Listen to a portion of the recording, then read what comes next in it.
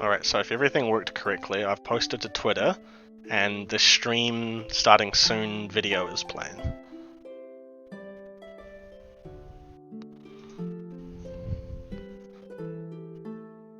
Let's pull up Twitch and have a look.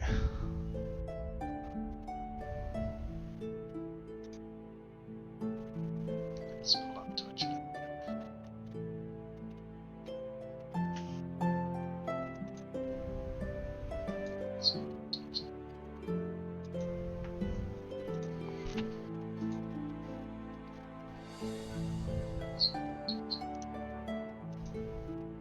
actually, it was picking up our audio for some reason.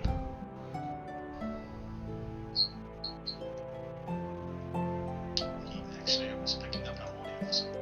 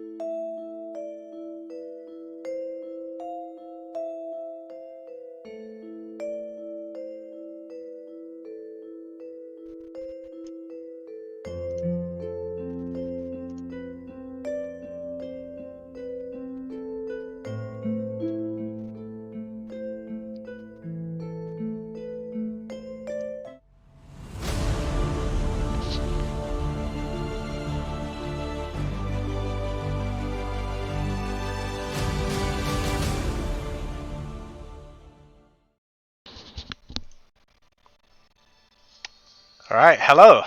Wow. It's pretty crazy. Welcome to the stream. This is our first session 0 for Dawnward. And today I'm joined by two of my bestest pals in the world. We've got Irelai and my good friend Shane. Hey! My best British friend. But yeah, pretty crazy to finally be doing this. Been working on the rulebook for quite a while now, about a year, and it's finally in a form where it's playable now. And so you guys have already made some characters, but today we're going to be actually going through the rulebook and rolling some backup characters in case I decide to kill your characters. So yeah. Let me just pull up the rulebook and we can get started. You see, my character's the girl there in the picture. That's Sylvie. My character. Yeah, you guys changed characters, right? Yeah, don't you remember? Oh, right. Yeah.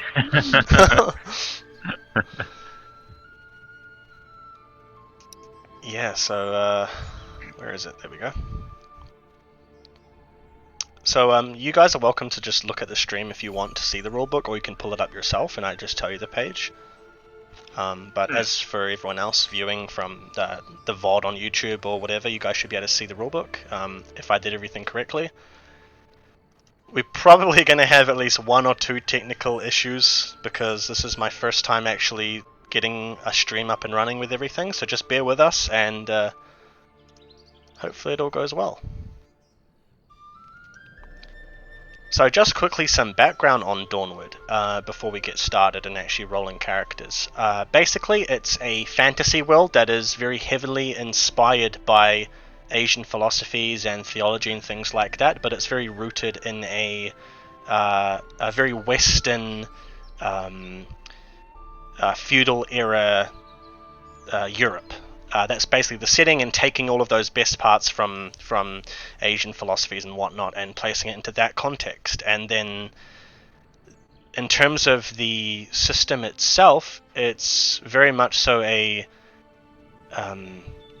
action oriented and time-saving system, where you're not going to be bogged down running numbers for 10 minutes and doing a million different things. It's very much fast-paced, and so it kind of draws from a lot of different RPGs that have sort of done things that have proven to be the best in what they've been doing, and then taking things from that and sort of putting it into a very streamlined system that will hopefully be fun for anyone who decides to play it.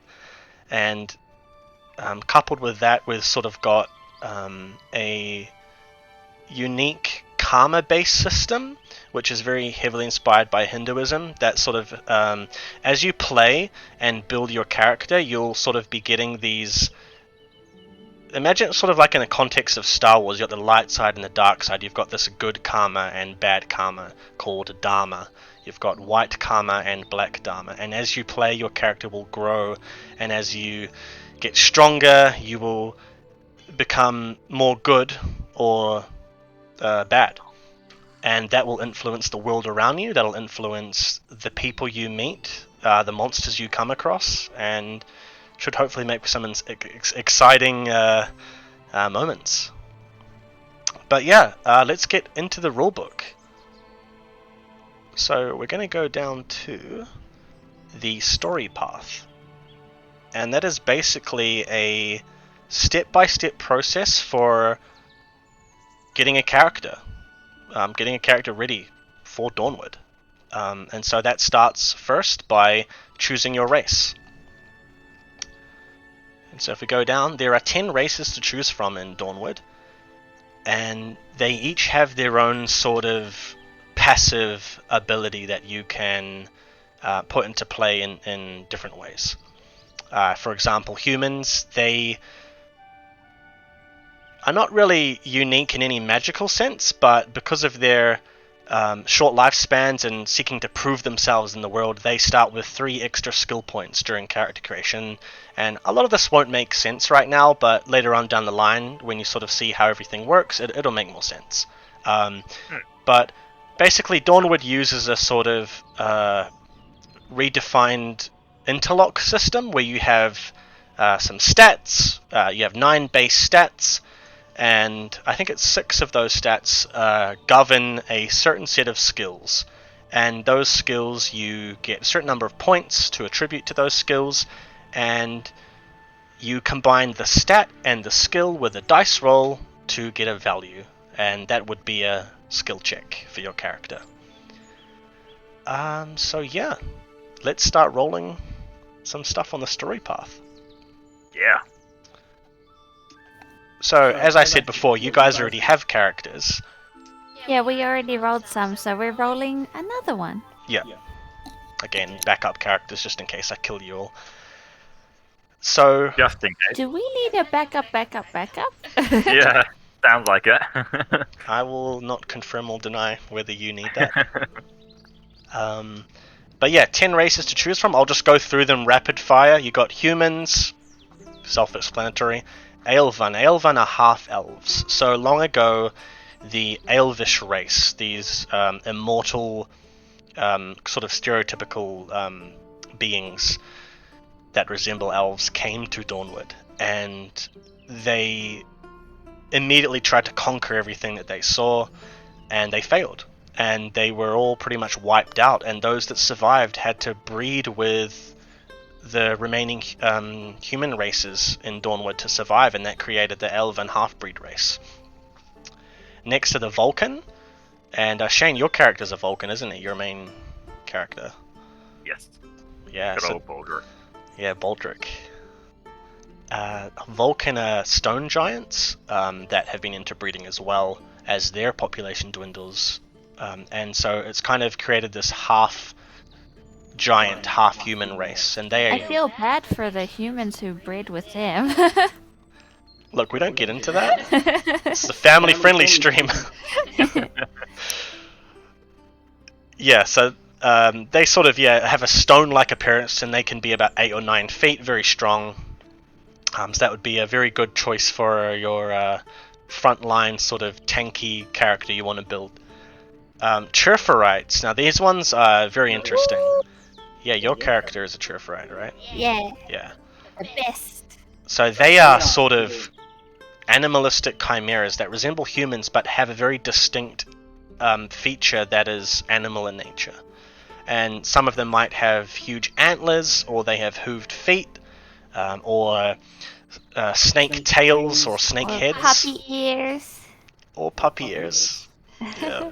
That would be awkward. Why?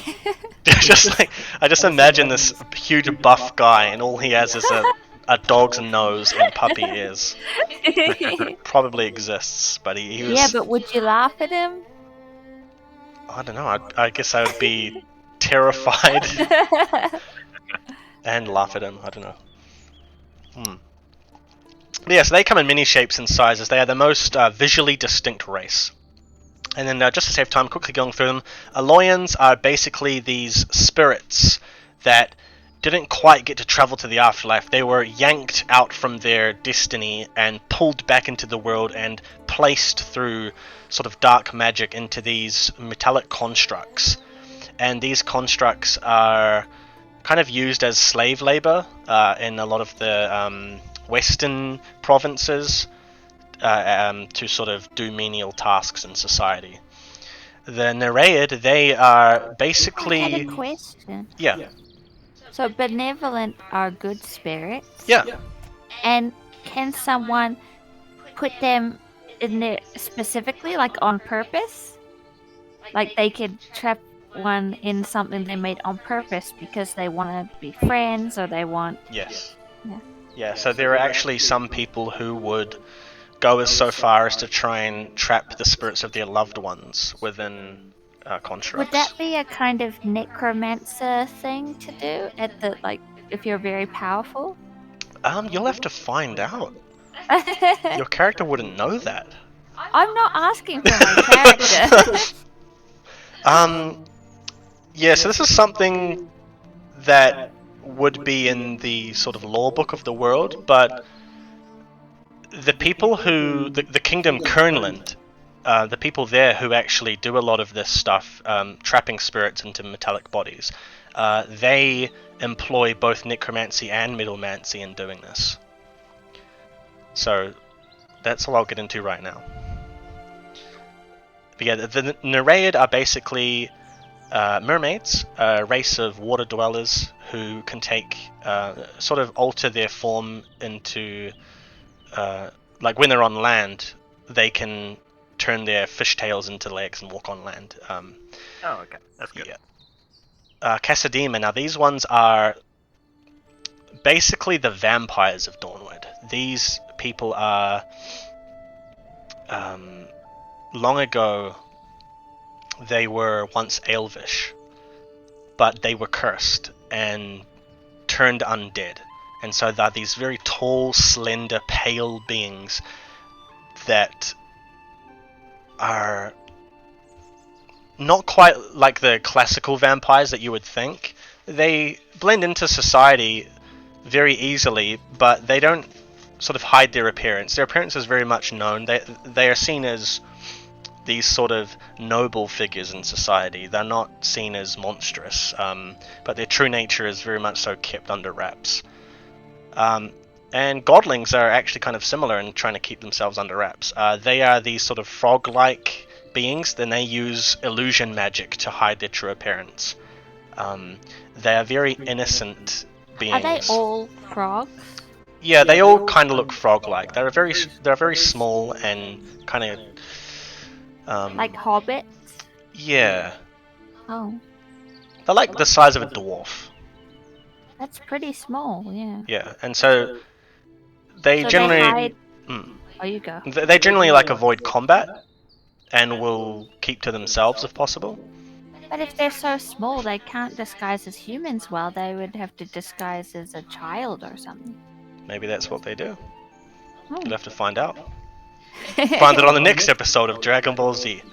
No, and next are the Ogryn. These guys are ape-like half-trolls who sort of split off from the main race of ogres and trolls and became a more civilized group.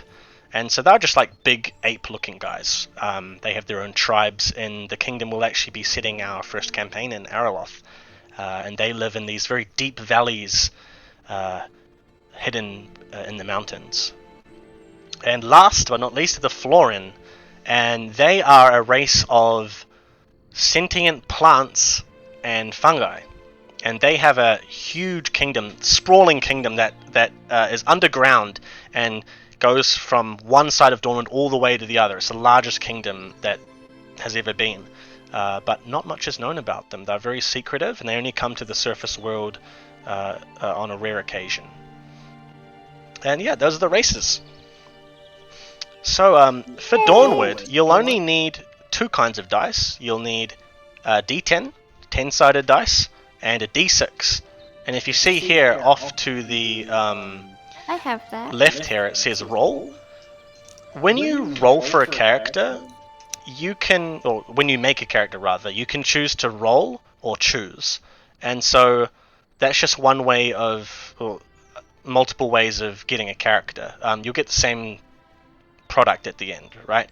But if you roll, you'll get a random character, and there are like probably a million different kinds of character you can get. And if you choose, that's because you've got a very specific idea about what you want for a character. I already rolled for the first one, so I'm gonna mostly choose for this one. But maybe rolls, and if I don't like it, I'm not doing it. Okay. Yeah. Yeah, I think I'll roll, just to kind of show anyone who's watching how it works. So yeah, first up, roll for your race. One other thing, and this is something that I've sort of added as I've played TRPGs over the past year or so. I allow players in moments like this to re-roll if they really don't like what they got.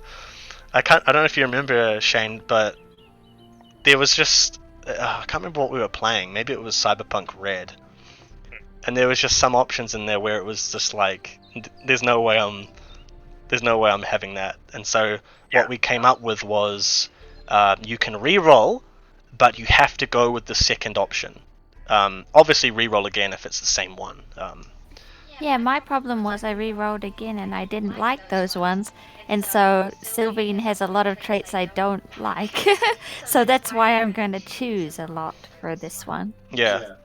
But in a way, that's also one of the good parts about it, is that you really get something that you couldn't necessarily think of and be like, oh, that's interesting. And you can kind of, while you play and role play your character, you can really move into those interesting points. That's how Baldric got created. Yeah. Well, we won't spoil anything, but yeah, he's got some really interesting quirks there. But yeah, let's roll. And all the people watching the video, grab some dice and join in, and then create your characters, and then send them over to @Lufea, however Twitter works. I'm not a spokesperson for that. Send over your characters to Jaden. Yeah, and you guys can all join. No, but yeah, no, yeah. When definitely. we rolled last time, the options were quite different, eh? Oh yeah, that's another thing. So this is version 4 of the rulebook, and it has been changed a lot. Like, just to give a bit of context, about when was it? Was it late last year? I think it was when you guys made your characters. I think the Florin didn't exist. Some of them didn't exist. Oh yeah.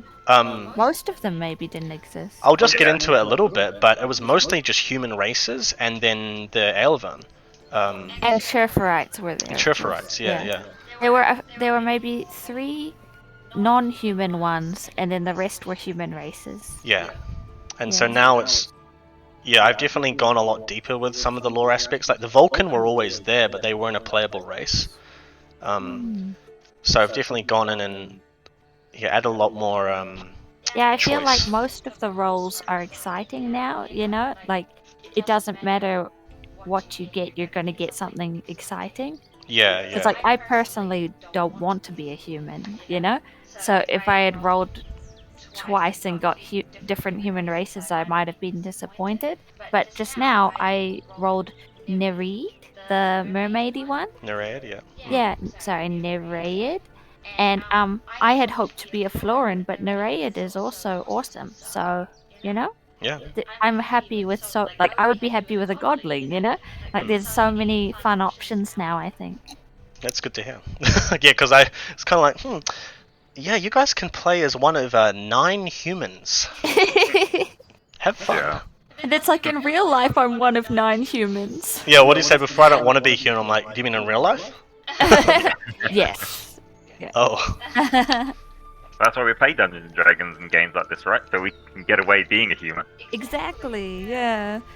Yeah. We're a little far behind in science to be Cherferites in real life yet, so... Yeah, did you guys see? There was like a weird movie that came out. I can't remember what it was called, but. Oh, and the baby had puppy ears and a nose? Yeah. That looked really creepy. It looked like a Cherferite. But it's Yeah, like... but I thought it was cute. Can't remember what it Or was. Cats. But the Cats movie. yeah, it was like a genetically spliced people or something with animals. It was. Yeah. Yeah. Not quite there yet. Yeah, not quite. You guys are in the right country, though, for it. I was born in the wrong generation. Yeah. So I got a 5. Oh, you're a Loyan. That's exciting. Oh, okay, a lion. Okay. Very interesting. So I originally rolled a 3, and sadly, I don't want my other character to be Vulcan as well. The same, yeah. And so I rolled, and I got a Florin. Florin, Ooh. lucky. Wow. So, if all of our characters die mysteriously, the next 3 characters that come along are going to be very, very colorful characters. A mermaid, a plant, and a robot. Walk into a bar.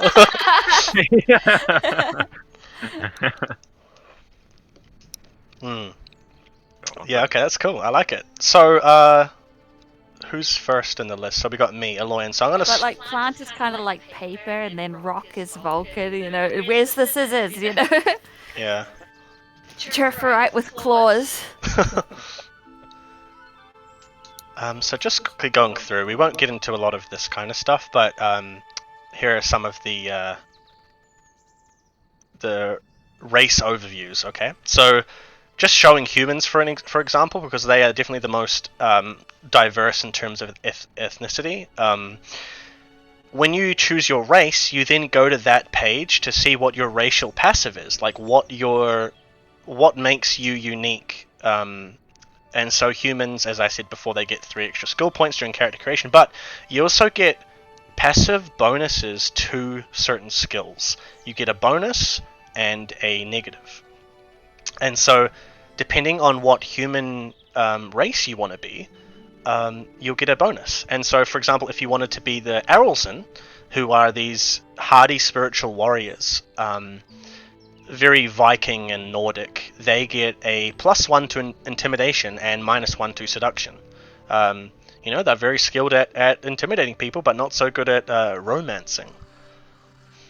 And so, yeah, some of the other races, for example, the Aelvan, the half-elves, they don't have as many options. They're not as ethnically diverse. They come in 2 forms: the desert elven from the west and the snow elven from the east. And so when you get one of these, you choose which one you're from, eh? Kind of. So the way it can work is if you're choosing throughout the entire story path as you roll for your character, yeah, you can just choose. But personally, if you're going to roll for it, I would leave this and kind of see where you roll for your kingdom of birth.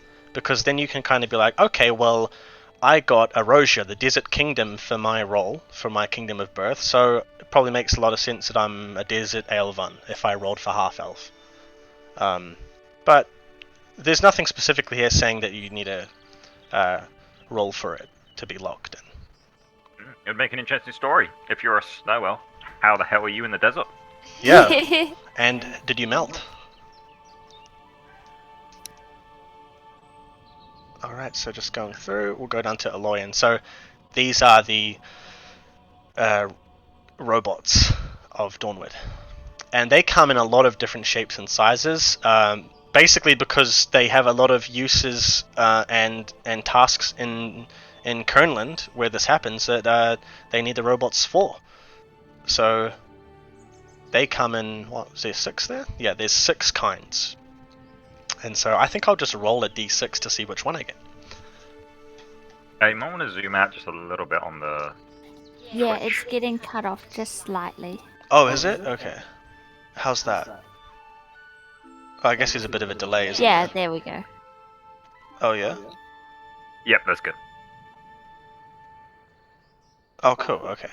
Thanks for that. Yeah, so I'll just roll a d6. I got a 5. Promoyan, high-end Aloyan Service Butlers. Okay, I like that.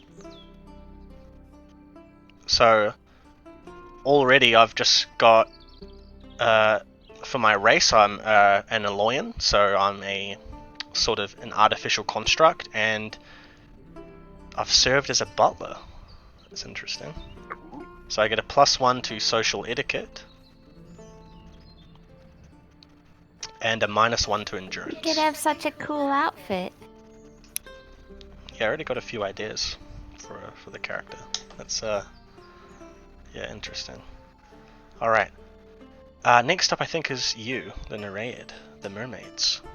Nereid. I need to practice that word. Oh, I didn't see this art. That's nice. Yeah, so a lot of the art I've redone like a few times. I think this one's been drawn like 3 times. I love the pose. It's cool, like dynamic with the arms out like that. Is that her tail or is that her legs? That's her leg. Well, it's kind of a Ambiguous. ambiguous. Yeah. So I just quickly go over the Aloyan's passive here because you guys haven't seen it, but Aloyan are non-corporeal beings encased in a metal body, making them completely immune to poison and necrotic damage. So there are different damage types that some enemies will deal to you. For example, if you're battling a monster in a poisonous swamp, it's going to poison you. And Aloyans are immune to poison damage and necrotic damage. However, they cannot be healed by any of the clerical arts. So if a cleric tries to heal you with magic, it's not going to affect you. And their innermost layer of defense is their body at 5 defense. Cool. As for the Nereid, they come in 2 forms. The Eastern and Southern. And because you're choosing, you can just go ahead and choose. If I wasn't choosing, I would have to roll half of the dice. Well, in this instance, again, I would say you can just roll for your kingdom. Roll for your kingdom? You'd roll for your kingdom and then kind of see what area you're in, if it's more eastern or southern. Oh, I just want to roll for the eastern just or roll, southern. and then just do even odd. If you get even, it's eastern. If you get odd, it's southern. Yeah. Oh. Which one is which again? Even east, odd south. Okay, it's just because I'm using the percentage dice, so they're all like even technically. So I was a little confused for a second. It's a 8. So that's even. Eastern. Oh, okay. Yeah, so one other thing to take note of with the Nereid, if you are in water, your move stat, which is how far you can move in one turn, like in combat, it's doubled. Damn. Yep, and they also do not suffer the source damage for water. Source damage for water? Yeah, so as I said before, source damage is the various kinds of damage types you might come across. They come from a source, so like poison comes from like a swamp monster, like that kind of thing. Yeah. There's a spelling mistake there as well. Oh.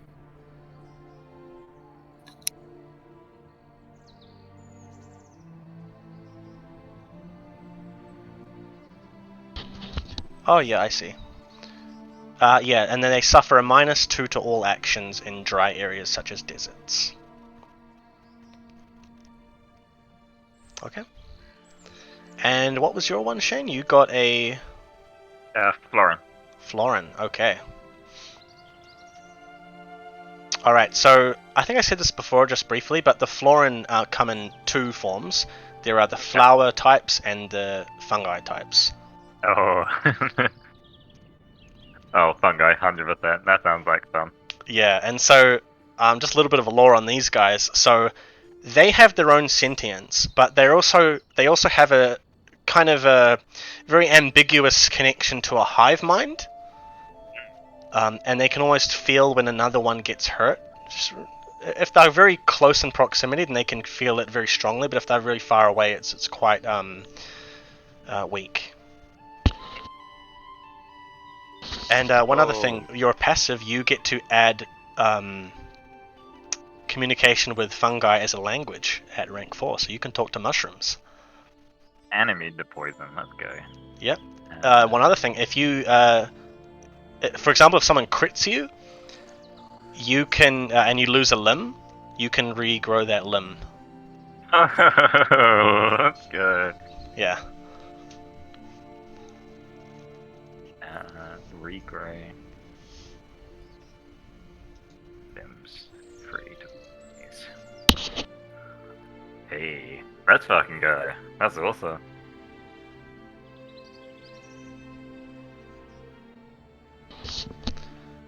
Cool. Alright, next up are your vocations. So this is your field of study, what you're good at, what your whole existence is based around. There are 10 here. First of which is Absolver. Just going for it rather quickly to save time. Absolvers are alchemists that have been trained to make potions and elixirs and incenses. Rangers are military trained soldiers who have, for whatever reason, left that life and sort of roam the countryside, taking the odd job here and there, trained with a sword and a bow. Shikari are monster hunters. Necromancers, death magic, shamanism, that kind of thing. Clerics use healing magics to help others. Merchants, traders, and very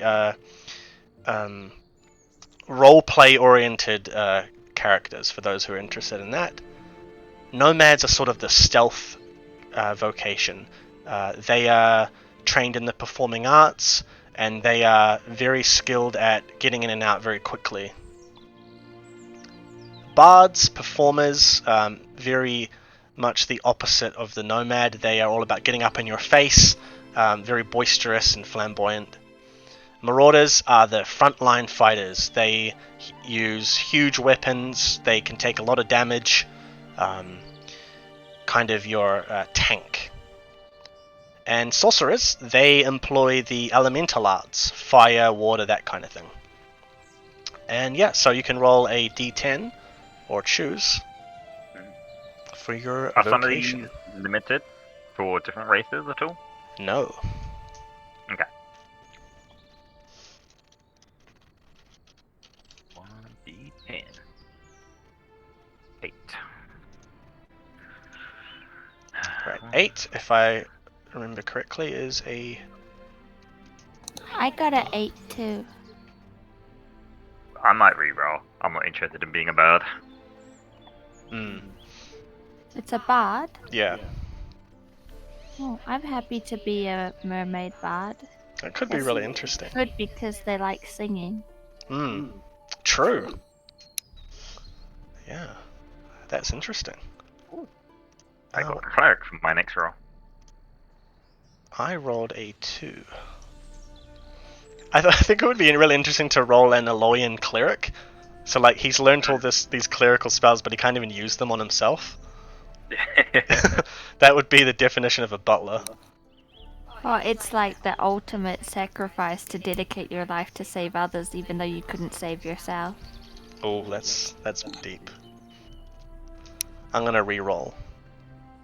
Oh, okay, an alchemist. I like that. An absolver, sorry.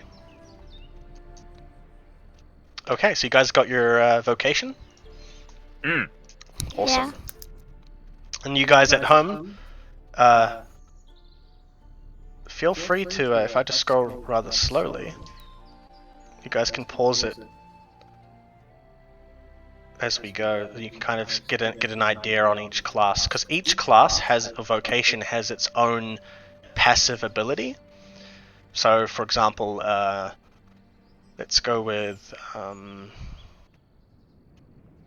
nomads. Nomads add 2 more kingdoms or regions they have visited during their upbringing, as well as the languages at level 4. So there are many different cultures and many different languages, and level 4 in a language, rank 4, basically means that you're fluent. And so nomads also do not suffer a negative modifier to conversing when they're conversing with a race that hates them. And so there are a lot of tense relations between certain races. For example, the Arelson, the Viking kind of race, do not get on well with the Northern Relvan race, who are sort of imperialists and conquerors. And so if you're an Arelson and you come across one of these Relvan guys, you're going to have a negative modifier just because of preconceived sort of opinions. And nomads are sort of people who live on the road. They don't call any one kingdom their home, and are very much so adapted to fitting into many different cultures, and so therefore they do not suffer any negative bonus, negative modifier. Sorry, I'll go a little slower.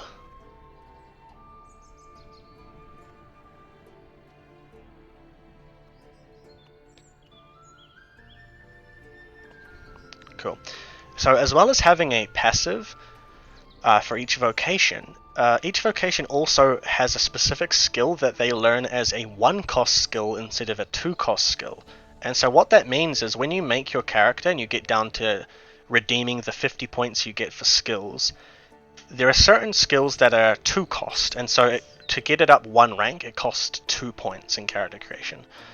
And depending on what vocation you choose, one of those 2 cost skills will become a 1 cost skill. So, for example, sorcerers learn the 2 cost skill of elemental arts as a 1 cost.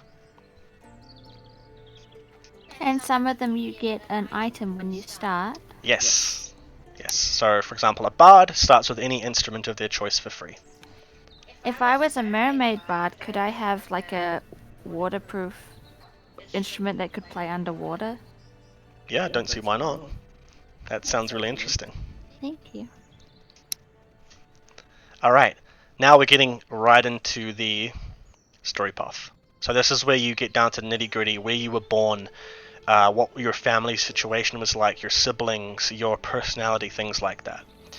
And this will give you a, in terms of your like backstory and your basis of your character, it's going to give you something really solid as a foundation.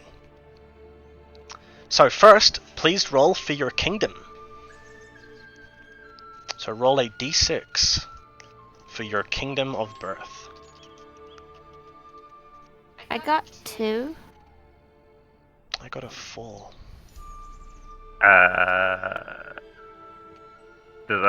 Do I do this as the plant people? Because aren't they from under the ground or something?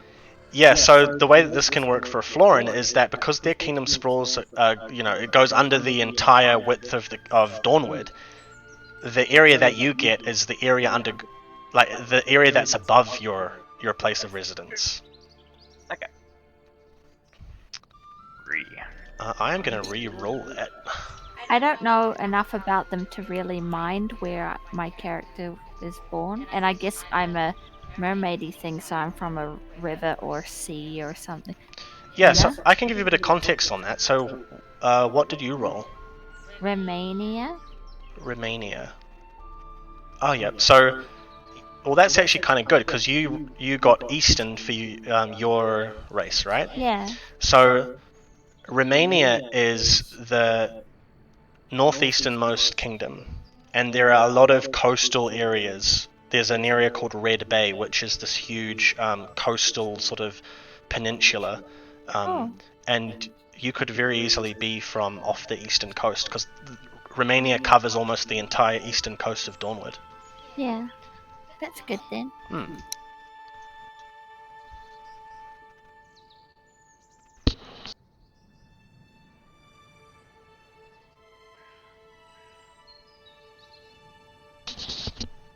Alright, and sorry Shane, what did you roll? I got Erosia. Erosia. Oh, okay, cool. So that's Erosia. I think that's what I got as well, yeah. I got that too. So that's the Western Desert Kingdom. Home to the trading guilds and sort of absolvery where they train alchemists. Alright. Next up is your family history. So these are the events that preceded your birth and sort of giving you your what was fated to be your childhood, basically.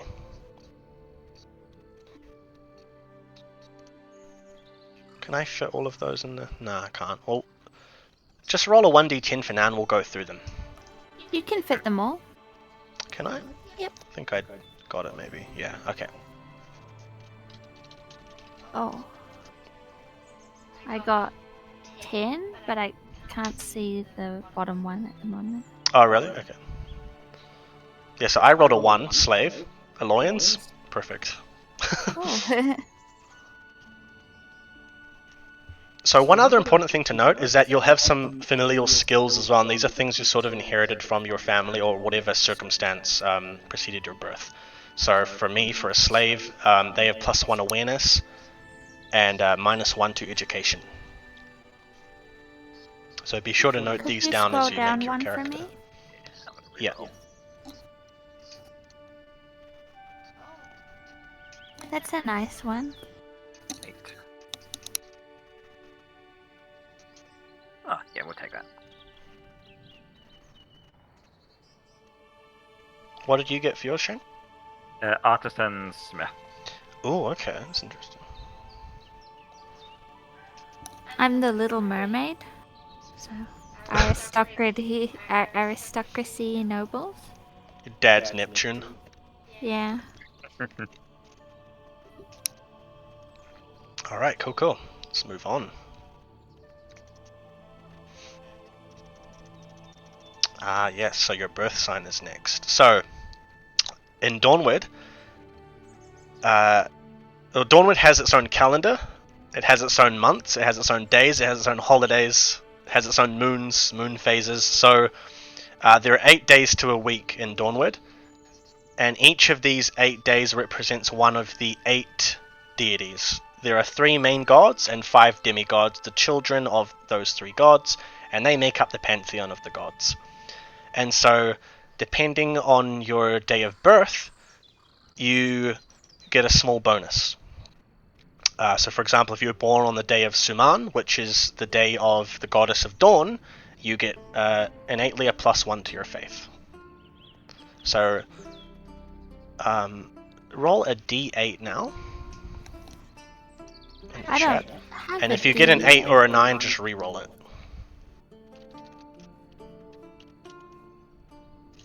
5. Sorry, if you get a 9 or a 10, rather.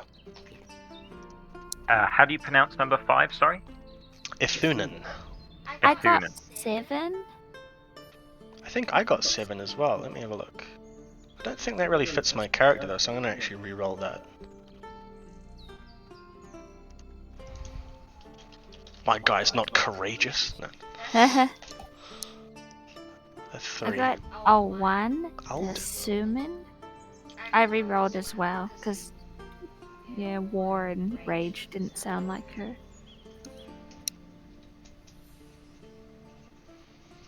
So my guy's born on the day of Alden. +1 to teaching.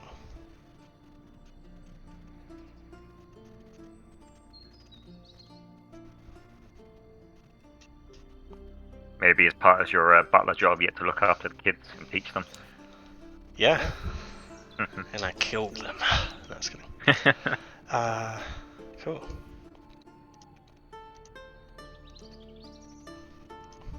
Why can't I scroll? Okay. Did you unlock that skill? No. That might be for a different race. Got -1 scrolling. Alright, now, what happened to your parents? So, now we're going to get to the nitty gritty of it. So, first, roll a d10. If you roll an even, your parents are alive. Odd, you will roll on the table below. As the fungus people, do we have parents, or do we all come from the one queen? So, you wouldn't have parents in the classical sense, but you would have sort of parental figures who oversee you as a collective. Yeah.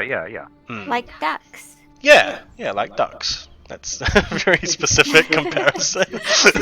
Yeah, we're like ducks. So if it was even, your parents are alive, and if not, you roll on the table. Yes, so if So the table is your family is all dead. something has happened to your family. So that's parental Oh, fate. So if it's even, then nothing has happened to your family. Yeah, so basically, if you roll even, your parents are in the same circumstance or fine as in the first thing you rolled. So for me, I rolled slave, right? So I don't actually have a family. So if I roll here, it's sort of not applicable. Yeah.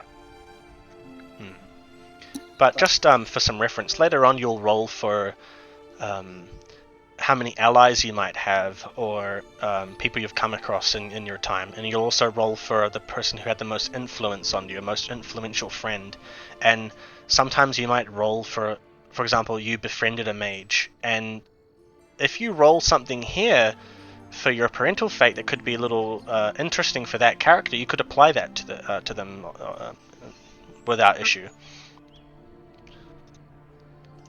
So I'll roll that just in case, because I don't actually have parents. So I rolled an 8. So I got, your family has a dark secret that you must keep from others at all costs. So, because I'm a butler, right, I'm a robotic butler, that could just be the family that I serve. They have a dark secret, and I'm sworn to protect it. Or I might explode and, cease to exist.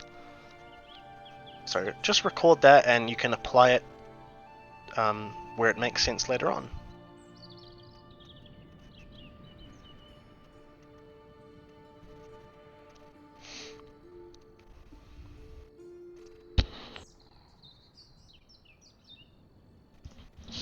Alright, next is your adulthood. So, now that your childhood is over, what happened during your sort of teenage years, just before you became an adult? Roll a 1d6 below, and decide where you spent most of your adult years. So 1 to 2 is city life, 3 to 5 village life, 6 life on the road. The village life. I got a 1, so I lived in a mermaid city. Ooh. And Nereid? Yeah, but also, City. you could have also lived in Romania. You could have come ashore and decided to go live amongst the relevant people, you know? There's a lot of choices there. Alright, I got a 3. Village life, okay. Man, our people could be from the same town. Yeah, nice day for fishing, ain't it? No! Yeah, I'm gonna be no. an Aloyan that only says that.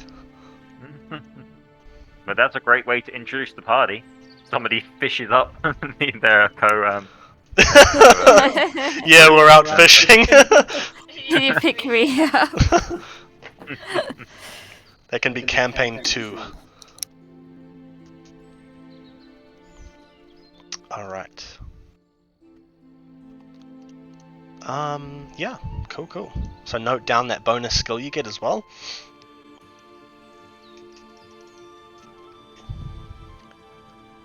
Okie dokie, now we're getting into the good stuff.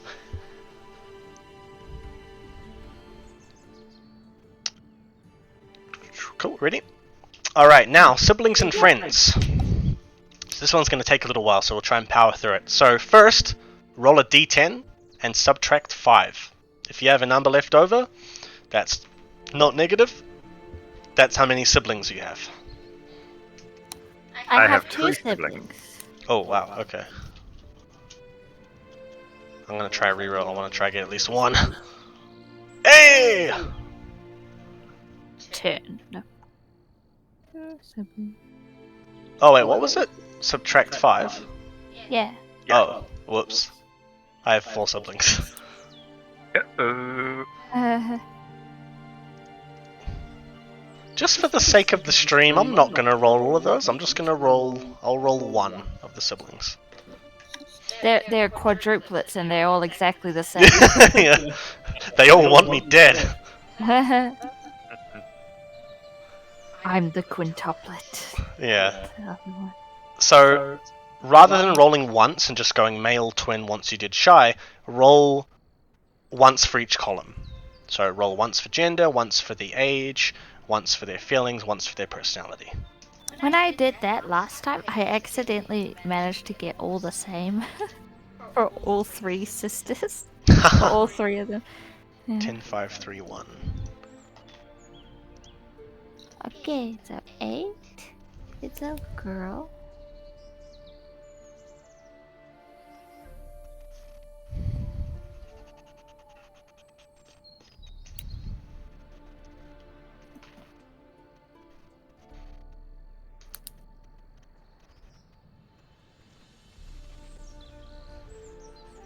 Oh, that's a much better way of doing it.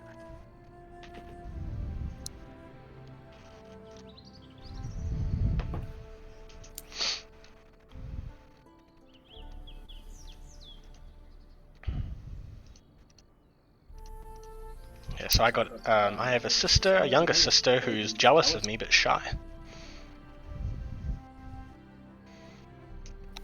Romantic is such a funny one for personalities. They're romanticists. But like, for a younger sister, you know? Yeah. I've got rose-tinted glasses.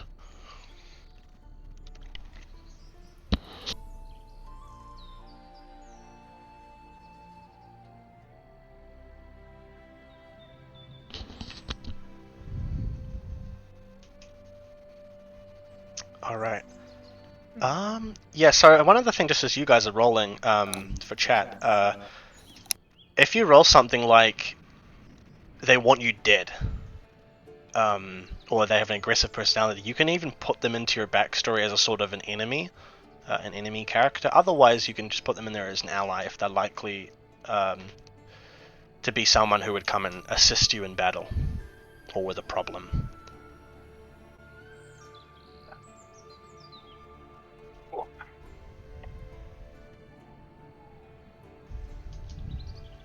Two of my siblings are quite funny. My first one is an older brother, jealous of me, but he's kind.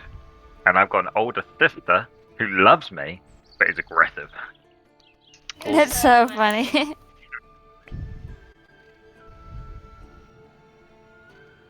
I got a younger sister that looks up to me and is romantic, and an older sister who's neutral and immature. Interesting. Alrighty, move on. Yeah. Yeah, I'm ready. Cool, so here we have the most influential friends. This is someone who had the most impact on you growing up, aside from siblings or parents. But if you roll something that seems like it could fit one of your siblings, you can apply this to them. So roll a d10, and you can see what they gave you as well, a little item. Highborn Royal. To a criminal. I'm going to re-roll that. I got an alchemist, and does that say a pouch full of strange salts? Yeah. Yeah, so that sounds good. A pouch full of strange salts sounds good. Yeah, for a Excuse me. mermaid. You just go in the water and they melt. Like when you give cotton Dissolve. candy to the raccoon. And oh, thanks, these salts. Oh, I'm going to treasure these forever. Goes back in the water, disappears. But any salts are strange to a mermaid. They're like, wow, where's this from? And it's like the land. Have you seen that video of that raccoon takes like the cotton candy and goes and puts it in the water and it just like fades out of his hand and he looks so sad? Yeah, that's what I was meaning, yeah. Yeah. But then eventually he learns not to wash it and he does get to eat it. I did not see the sequel. Did you stay after the credits? It was the end scene. Yeah. Post-credits scene. Yeah. Cool, I got a token of the goddess Suma.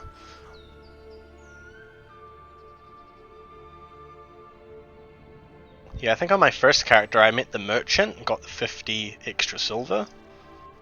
Damn. So it's like, I'm rich, man. I decked myself out with a lot of stuff with the first character. Still had a lot of silver left. But your bard, that's him down in the bottom there. But I guess it kind of makes sense to have like lots of trinkets and fancy clothes and stuff like that. Yeah. Alrighty, let's move on. Alright, life events.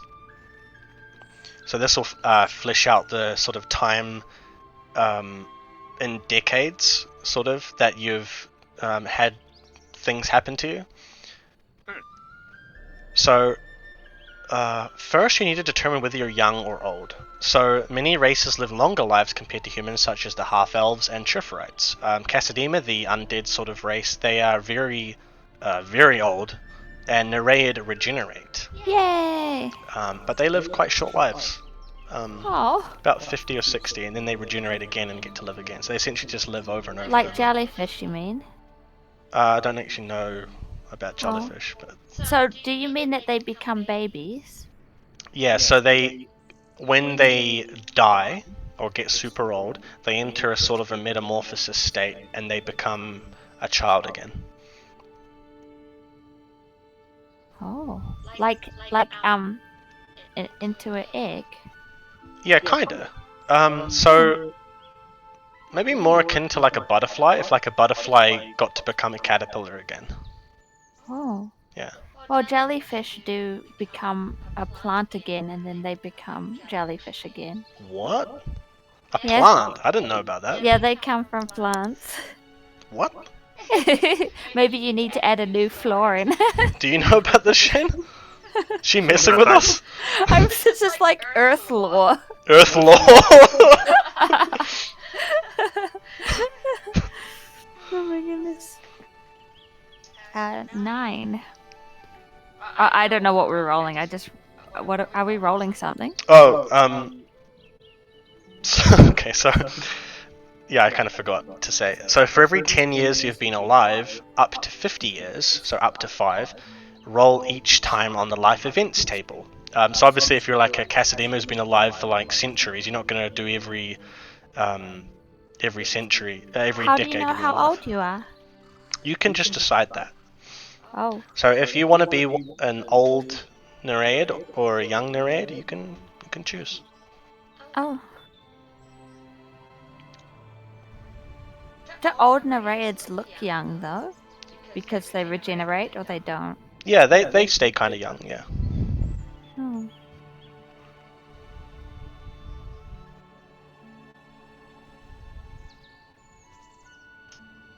So I think for my guy, I'm going to say that he's been alive for a long time.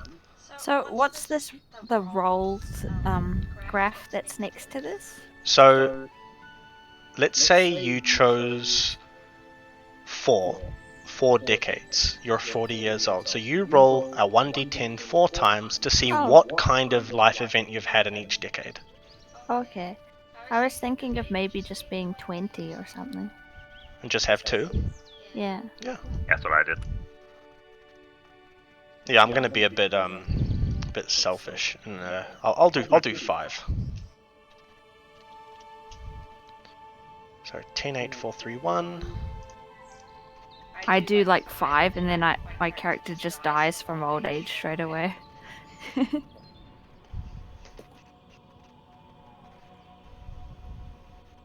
Reroll those last 3. And let's see if you got fortune or misfortune.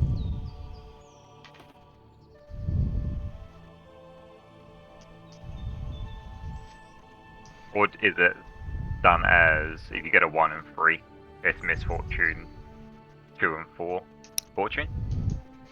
Sorry, just give me a second. I'm just doing my one. 4, 3, 1. Okay. Sorry, what was your question? Do you roll so you roll a 1d10 and you get like a 2. So you're in the fortune and misfortune. Do you roll again and then do the even and odd thing, or is it even and odd on that number you roll? So 1 and 3 is misfortune, 2 and 4 is fortune. Oh, I would say it would be. I rolled again. Yeah, you can roll again. Yeah. So no, like 1 and 4, you roll, you get a 2, and then you roll again to decide if it's even or odd, right? Yeah, so I did it like that. Yeah, that's fine. That's fine. I need to roll 2. I got 2. Wait, no, I got 3 of those. Come on, odd. Yeah, you are pretty odd, Shane. Even, odd.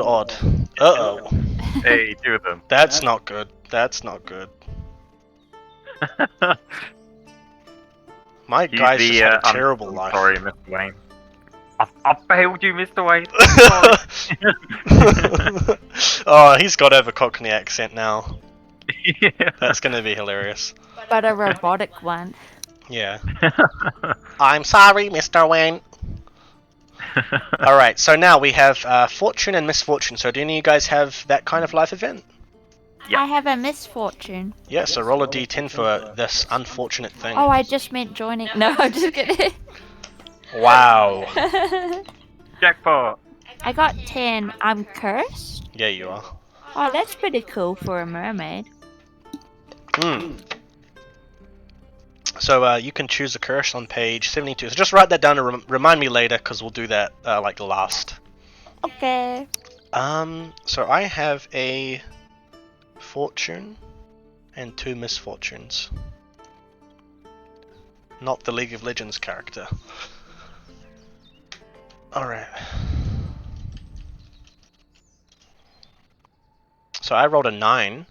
You saved an erosion mage's life while he was being chased by bandits. He owes you a favor. So if you feel like it, when you're making your character, you can sort of take these figures throughout your story path and really flesh them out into these big parts, these people that can be maybe incorporated by your GM later on down the line into an actual, part of the campaign.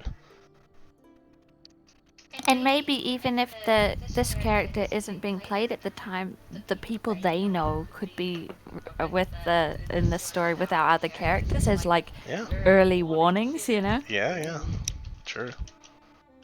Alright, now I need to roll my 2 misfortunes.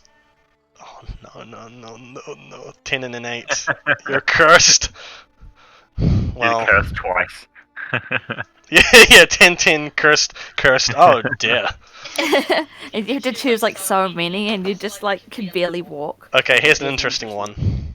I got accident, so now I roll another d10 to see what my accident is. That's good. Careful. I rolled an 8. Lost a leg. Uh-oh. It's good thing you're a robot. You're a A new one. Yeah, that's not going to affect me at all. I'm just going to buy a new one. Someone stole your leg. Or I have phantom limb things. When I was put into my robot body, I still felt like I didn't have a leg because I didn't have one when I was a human, and so I just constantly fall over. I'm healed. Yeah. Hallelujah. Cool. All right. Did any of you guys roll allies or enemies? No, I didn't. I got love and loss. Okay. Yeah, well, same. fortunately, chat will not get to see that today. Ooh. But yeah, a romance. So, love and loss. First, roll for what kind of romance it was. I think I got 2. 6. Does this one have to go in a line, or you roll all of these as well? You roll column by column because it depends on what you got in the first one, which decides which column you actually roll in for the next one. Oh, I see. So I got 8 and 7, which is problematic love times 2. Oh, I got the same one I did last time. Yeah, I'm gonna reroll that. So I got 2 problematics, so I'll roll for 2 problematic loves. What is the opposite hated race to mine? What are you? I'm a Nereid. I'm not sure. I'll have to let you know. Just remind me later. Okay. Maybe it's just humans. Lover is hated by your own friends and family, just like real life. Oh!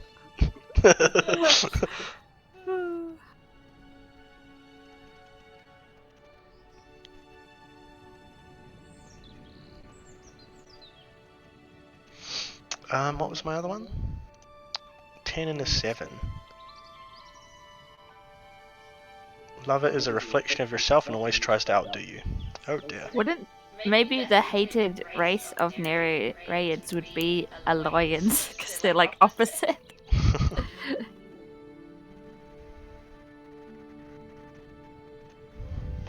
Cool. Alright, you guys all good? Humans do fish them up, though.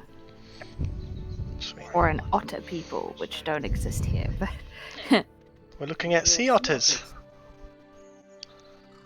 Cool, so now we're going to get into your personal style. So your clothing, your personality, your hair, and your affectation that you're known for. So for example, Vandrel the Bard, my first character, he is known for his big hat. His strange hat. You know what they say about big hats? Yeah, big egos.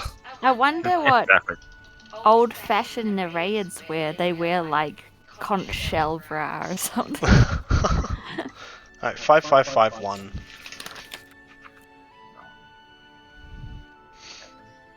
Yeah, so definitely for an Aloyan, you'll have to take a lot of liberty with the hairstyle. So long and loose could be kind of like loose wiring or something, you know?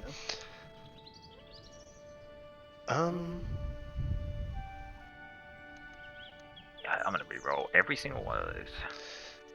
Yeah, I think I will as well, actually.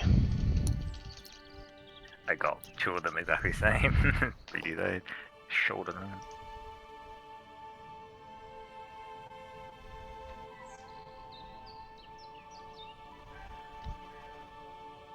Okay. And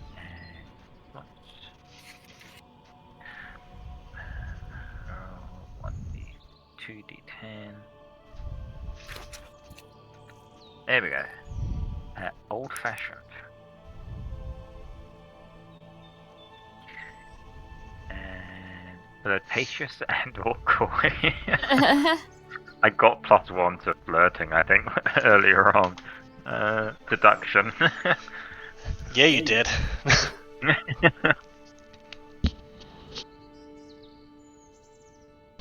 I'm just imagining one of those like Dark Souls mushrooms, like the big fat ones, and they sort of waddle around, and you got like this guy who's like maxed out his seduction skill.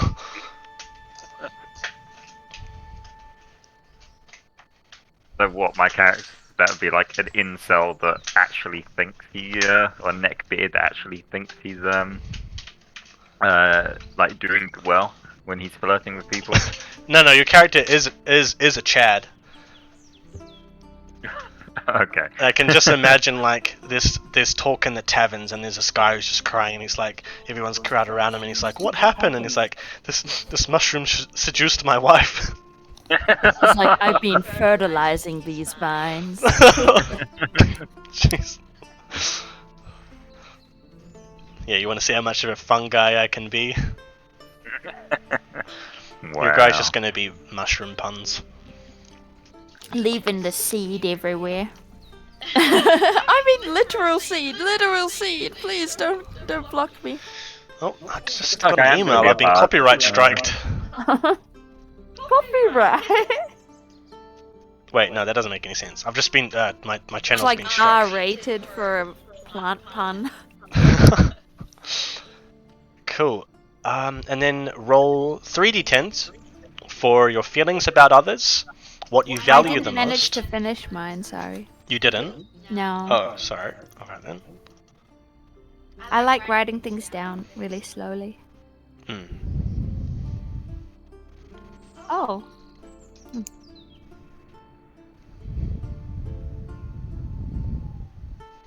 It's cool because I was drawing a mermaid today. Hmm.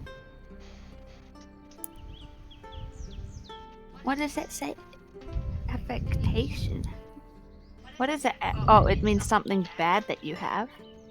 No. It's something that you're known to have on you at all times. Oh. Like a defining sort of point on your appearance. Okay. I'm ready now. Cool. Alright. Yeah, so roll another 3 to see your feelings about others, your valued thing, and your valued person. So this, again, if you didn't have parents like my character, he's a slave, and you roll a parental figure, just make up someone. People are great. People are misguided. Ooh. 651. I'm gonna re-roll that. Hedonistic pursuits. I think we are making the character we were talking about. What is hedonist? It's just all about going around pursuing pleasure. Oh, so it can be not just that kind of stuff, but Yeah. It's like- pachinko. Sex, rock and roll, like that type of lifestyle. She values knowledge. Yeah, we'll go with that. That's funny for a cleric. I think did I get knowledge as well? Yeah, I did. Yeah. Oh. Neutral knowledge. Yeah, public filler. Yeah, I like that. A friend. Side note, what exactly is an alchemist? It's someone who collects herbs and other things like teeth from monsters or Oh, like mushrooms. Dun, what's dun, the dun. difference between them and, like, witches? Witches. Yeah. Witches cast spells. Alchemists do not. Oh, but witches also collect things from... Yeah, and- so witches are like sorcerers and alchemists mixed into one. Oh, Yeah. do they exist in this world? Yeah, but they wouldn't really be called witches. Ah. They'd probably more identify as like shamans and things It's just like because that. my character was, like, cursed by someone and I imagined a witch. Yeah. You know? Did you lose your voice? What's that? Sorry? Have you got legs and now you've lost your voice? And then you can go shout up the prince? Yeah. I think I know what you're looking for. Marry me and I can break the spell. Yeah. This campaign's just going to devolve into a Disney story. So yeah, that's the end of the story path. So now we would normally get into purchasing your stats and your skills, but we're not going to go over that today. I will just quickly go over the stats though. So there are 9 stats. 6 of those govern the skills. Intelligence, willpower, empathy, and creativity are the mental stats. Dexterity, reflexes, luck, body, and move are the more physical stats. And they all govern their own set of skills, and you can put a certain number of points into these stats and a certain number of points into the skills to get values to throw a dice down with and try and beat difficulty values and the enemies that you'll come across. Yes, that's about all for the rulebook. I guess, yeah. You also, based on your body amount, you will get a rough estimate of your character's size as well as how much they can carry, because items weigh a certain amount, and you'll get a certain amount of silver to spend on items, stuff like that. But yeah, we won't get into that today. Just in the essence of time, in the interest of saving time, rather. But yeah, did you guys have any questions or anything you wanted to go over? You rolled some of you rolled. Oh, I finished rolling everything. Who got cursed? I think I got. I got cursed and you got cursed. Okay, let's go to the curse then. Curses. Why can't I grab that? Okay.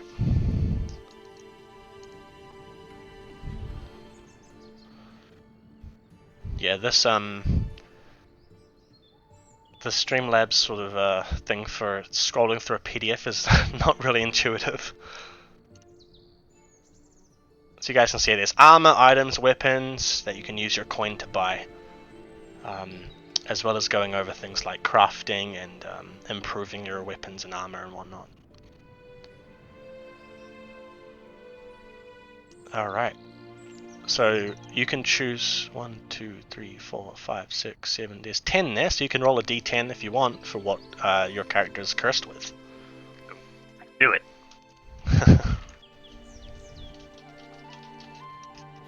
Oh, that's interesting. It says you get cursed to be haunted by a malevolent Oyukai spirit. Ooh. Oh no.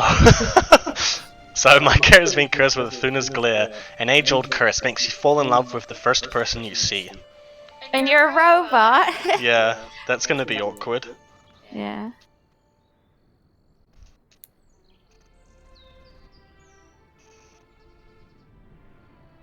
Wait, that makes sense because maybe you see the mermaid as if you become a stalker. So you're stalking her. And she's trying to get away. She's now cursed to be haunted by you because you have the curse Yeah. to always be in love. That would be hilarious. And then you tell everyone we're together, and that's the hated opposite race that's dating my character. Running itself. And we can never be together because how could metal be with water? Yeah. Cool. yeah, that's about it. So yeah, there's a quick look there at the rulebook. Yay! Whoa. Yeah, I've been working on that for a while. Still a few things to fix and adjust, but that's what this this little mini series is for. That's going to be this is going to be for, you know, testing out the different values. You know, does this weapon deal too much damage? Does the spell do not enough damage? Things like that. So really excited to jump in next week into our first proper session for the story. Yeah.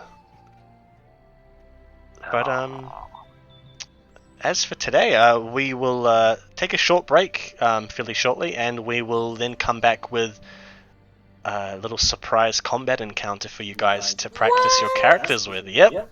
Wow! Ready I'm to gonna write have up to get my my character sheet. accent ready.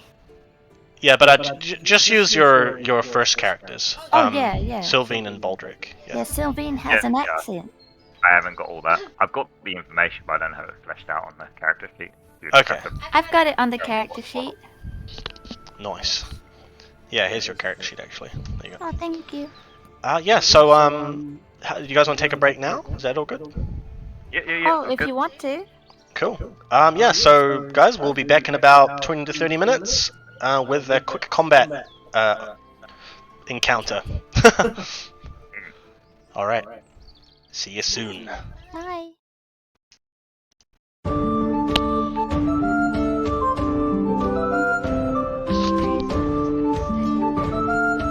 Alright, you still there?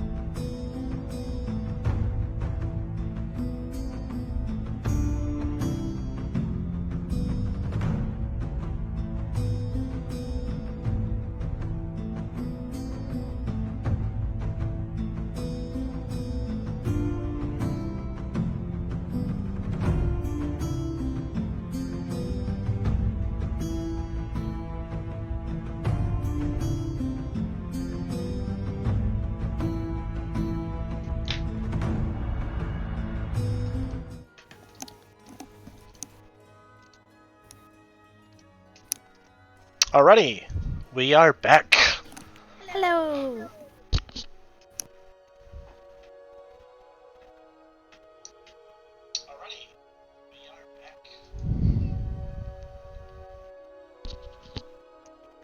Okay, let's jump straight into a combat session. So I'm going to pull up this little map here. You guys should be able to see if you're looking at the stream.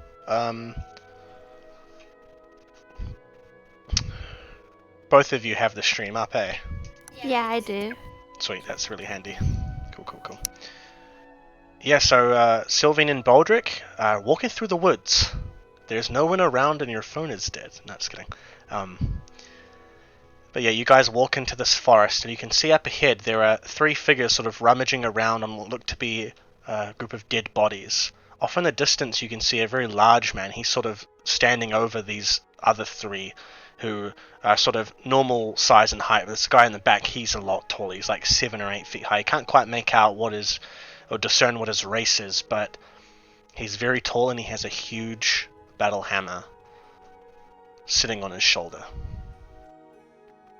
So as you guys walk into the grove, what do? You haven't been seen yet.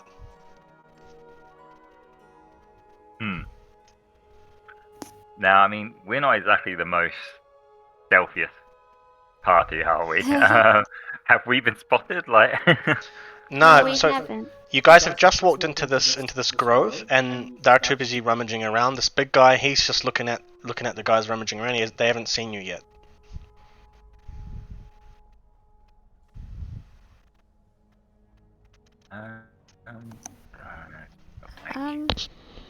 mock. But we've character. seen them.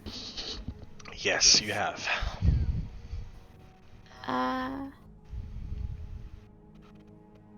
I suppose we walk and try and get closer looks, but I'll be like hiding behind a tree. Okay, so you could approach up to this sort of central shrub that's in the middle of the map. Yeah. You guys want to do that? I reckon we don't need to worry too much, you know. We're not threatening. They're not threatening. We're friends. They're friends. You know, we're just on our way. You know, there's no reason to start any conflict. We just mosey on through. Okay. What I reckon. Well, I'm gonna go hide by the tree, and he can mosey through, and I'll see what happens to him. Okay. I'll go so a bit further up. Like here? Yeah. Alright, so Sylvain, you rush forward, well, quietly, sort of sneakily move up and hide behind the shrub, and Broderick, you just waltzing up? Yeah. So like up at the top by that rock. Oh, up here? Yeah. Okay. Blending in with your surroundings, good idea. Must have been the wind! I'm made of rock. Yeah, hi, my name's Baldric. As you can see, I'm made of rock. So as we step closer, is it obvious what they're doing? Yeah, so they're very clearly scavenging over dead bodies, and you can see that there is fresh blood strewn across the grass in this grove. But as you get up to this rock, you can see that the guy closest to you, he's starting to turn to look at you. And you've got a little window of opportunity here if you want to do anything, or do you want to let him just see you?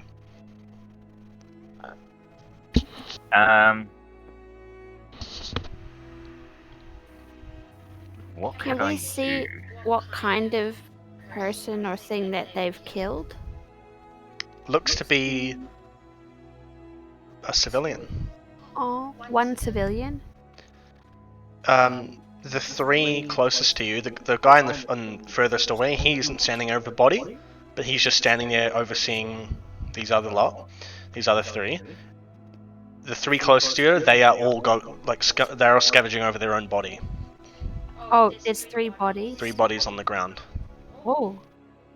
This might be deceptive, right? Because sure, they look like civilians, but they may just be like serial killers. And these guys are actually the good guys. But they've actually, hunted down these people, and they're doing a good deed by killing them.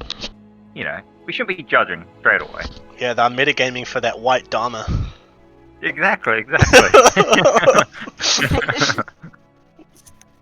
I'll just Yeah, I'll step forward and like sort of re-shoulder my my hammer. Just so it's very clear that I have a hammer that can do a lot of damage. Alright, so as you move And forward just a little give bit, Yeah, move forward and just a little nod. the bandit who was turning, he turns and he sees you. Oh, stop right there! Stop what you're doing! And the others turn to look at you. And this guy moves up a little bit. This guy moves to start going around this way towards where you are, Sylvain. And the guy at the far end, he even moves forward a little bit. And they are all just staring at you, Baldric. This guy down the bottom, Sylvain, he hasn't seen you yet, but he's starting to edge around. What would you like to do? I would like to back towards Baldric. Okay. Do you want to back hidden as far as you can or into Yeah. view? Okay. So you back around into the corner of the shrub here, and this bandit down the bottom, he's just slowly moving around, but the others, they're just mostly fixated on you, Baldric. And this guy moves up and points at you. What are you doing?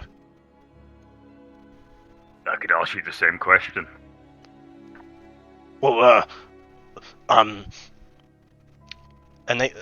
they seem to be a little bit unsettled. They're sort of shaking a little bit. Well, just mind your own business. What are you doing off the main road anyway? Go away. I'll take one step forward, like very slow and very like confident stride as I step forward. Who are these people? Right, you, and the other guy, the other bandit. Not one more step, all right? And he actually pulls out a little dagger. You stay back. We found these people here, and we just make sure they have a proper burial, aren't we? Yep, that's right. And the other one pipes up. Yep, we're just making sure that they get a nice proper burial. And actually can't help but just giggle a little bit. Oh, see, you were right. They're nice guys. Do you call that out to Baldric? No. Right, and this bandit down, or this guy, not bandit, bandit one. And he moves around the bottom up towards you. Would you Men like of to do it? faith, I see. May I ask which god you are praying to over these bodies? And they kind of look at each other, and they look back at you. We're gonna give them a proper burial in service to the great god Monas. Now, is that a real one? So if I know the book. Yeah, that's the I god of war. God of war. Mm. Oh yeah, because it looks like they were murdered, we're gonna make sure they get a nice proper burial to the god of war himself.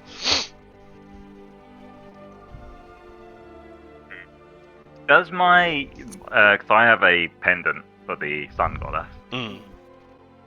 Does that actually do anything? Like, So does it? Yeah, wearing a element. token of a god that's not from your day of birth gives you that bonus instead. So if you're not wearing one, or you're wearing the same one as your day of birth, you just have the bonus for your day of birth from your birth sign, which is a +1 faith for you, because you were born on the day of Suman, right? Yeah. And so because you've got her token on as well, it doesn't add more to that, you just have that bonus. But for example, if say you wanted to pledge fealty to another god or goddess, you would then put on a different token to get a different bonus. Okay, cool. The bodies that are on the ground, is it clear to see like what type of damage has been dealt to them? Like, for example, is there small dagger-sized holes in one of the people, for example?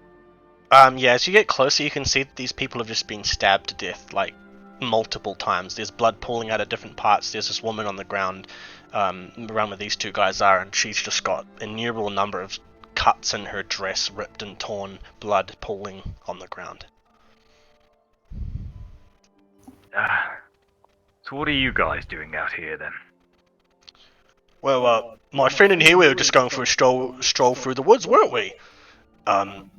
Along with my other buddies here, of course. You can see the guy in the far back. He's just standing there watching, and he's got his hands on his hammer, much like you've got your hands on yours. The other guy turns. Yeah, we were just walking through. You know, we're heading to Varlon for the Harvest Festival, and we just came across these lot, didn't we? And as you're talking with these two, Sylvain, this other guy down the bottom, he comes into view of you, for you, but you can choose to do something here or not. Maybe I'll hop out to join Baldric and say, we may be a bit surrounded now. And as she comes out to you, Baldric, you can see this guy off to the right. He does come into view, and it looks like you guys are being surrounded a little bit. Are these all... Oh, no. They're human, did you say? Apart from one of them? They all look to be human. The guy off in the distance, not sure, he's quite large. But this guy off to the right, closer to Sylvain, he actually comes around and he has already got a little short sword pulled out and he's smirking. He's got a very weaselly face and he slowly comes towards you. Well. And the other two facing you, Baldric, they brandish their weapons. I think sure they you might want have to been do this? telling you a lie, Baldric. Yeah, I don't like liars. I'm gonna throw my hammer off and now probably have it armed. Alright. The guy right in front of you, Baldric, he lunges at you. And we are going to jump into combat! Is there combat music? There is combat music. It's using Bloodlust because I don't know what else it does at the moment except from the passive, the initiative thing. Yeah, so now that we're getting into the combat, we're going to go over the rules a bit more. So for your Bloodlust, which is for chat, that's the Marauder vocational passive. You can use your current vocational rank as points for different sorts of things, right?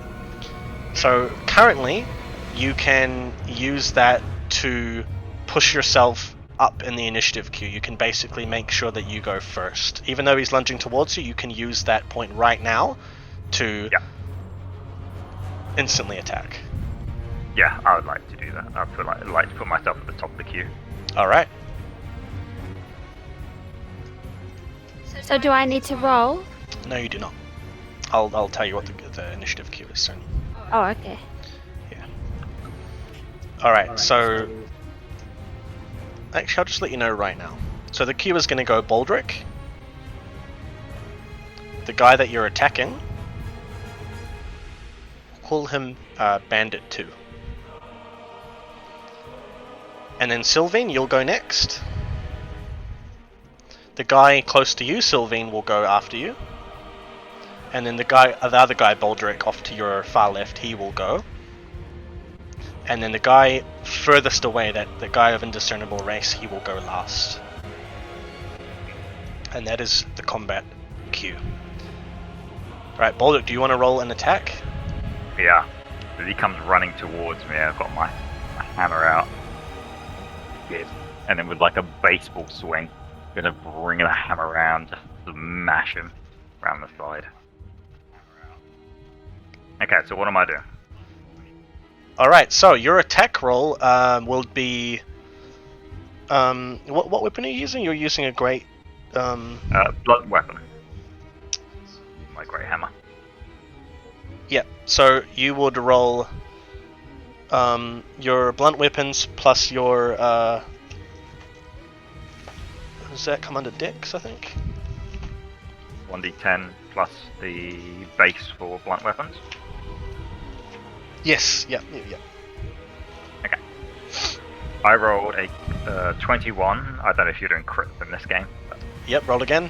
You're the first roll in combat ever for Dawnward, and it's a critical strike. I've got to make a point to these people. That is a crit succeed 23. Just tell me what happens. Okay. Well, this is... I know exactly what I want to happen. Is as I come round, so I'm right-handed, it comes round to the left side of his torso. It's just going to smash into him, and just his entire body is just going to turn to gore, and it's just going to splatter into this beautiful artistic piece, completely covering the shrubbery tree thing that that's just to the left of us. Alright. Sounds great. So he just goes splattering across that tree, and Sylvain, you actually get a little bit of blood that flicks onto the side of your right cheek as this other guy runs towards you. I mean, that guy's just crossed off the initiative cube, so Sylvain, it's your turn. Well, I want to kind of get a sense of all the aspects of fighting because I have different methods for me. So, well, first I'll wipe the blood off my cheek and look at it and say, "Justice is served." And then I'll try and kick the man in the stomach with my hoof. Alright, roll for it. So you're going to be rolling a brawling attack. Yes, yeah. Do you have any skill in brawling? Oh, yes, yeah. Alright, so roll a brawling check. So that's brawling plus reflex plus 1d10. Okay, so brawling plus reflex. Wait, how do you do it? So your reflex stat is 4, right? 4, and then you add it with the brawling. Yeah, And then, plus 1d10. oh, so roll 1d10. Okay, yeah. Yeah. So we call that a base. The stat plus the skill is called a base. That's a base value. Okay, so I got 16. 16? Yep, that hits. Roll for damage. So what's your body? Is that this one 8? 8. Alright, roll 4d6. 4d6. Yep, that's your damage for your body. Also, these are rate of fire 2, so you can choose to either kick once or throw in 2 punches. You said you were kicking with your hooves though, right? Yeah. So you're going for a kick. So you add a plus 2, so that's 19 damage. Yes. Cool. Alrighty.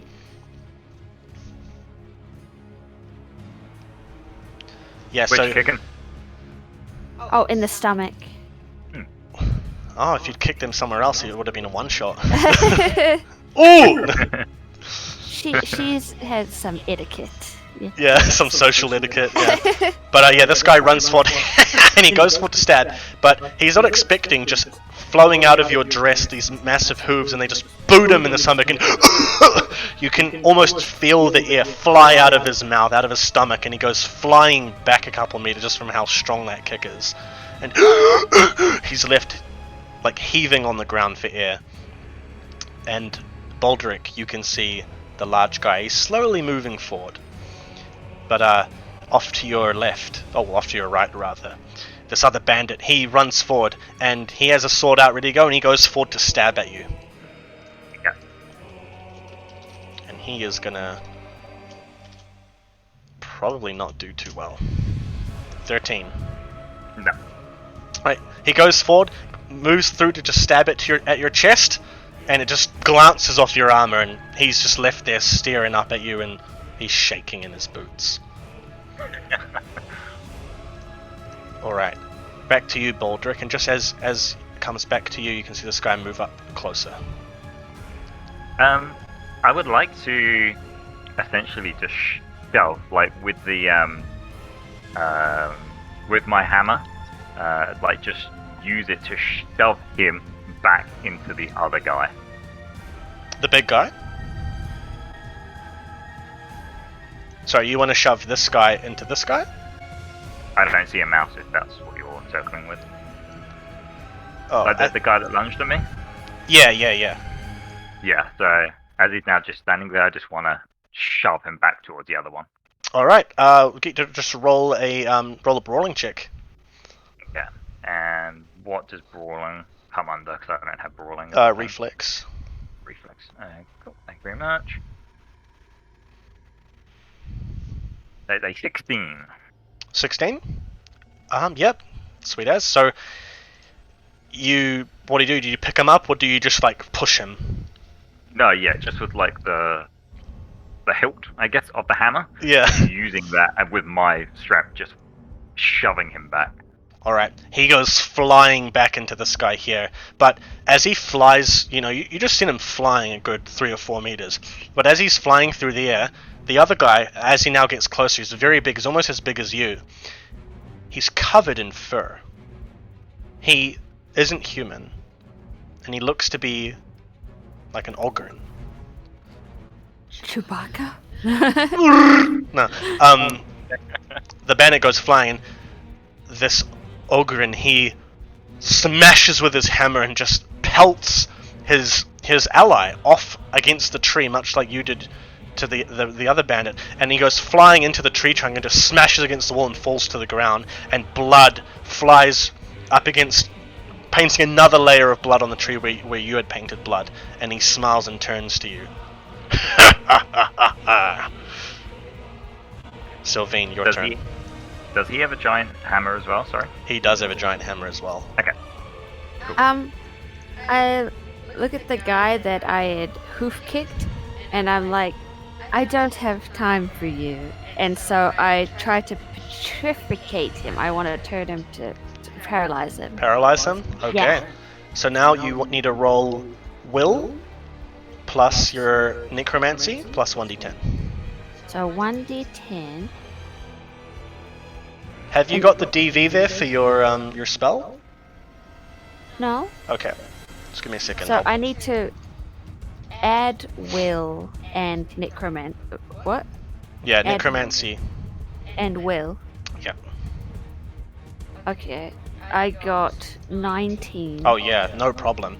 You do have to touch him though. This is a touch spell, so you're more than welcome to walk up and just touch him. Oh yeah. Yeah. Alright.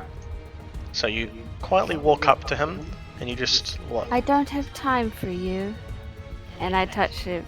Alright, you lean down and you just lay a very gentle hand on him, and he's and then he just completely freezes.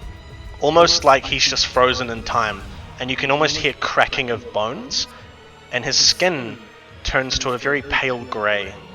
Almost the coloration of stone, but not quite, and he just freezes there, and you can see his eyes still darting around, but that's it. He's just frozen there on the ground. Yay! Alright. Back to you, Baldric.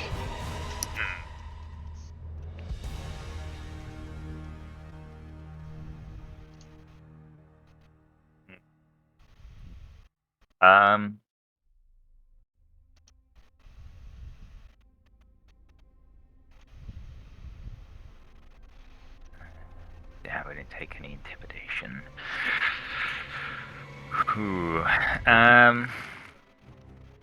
That wouldn't apply there.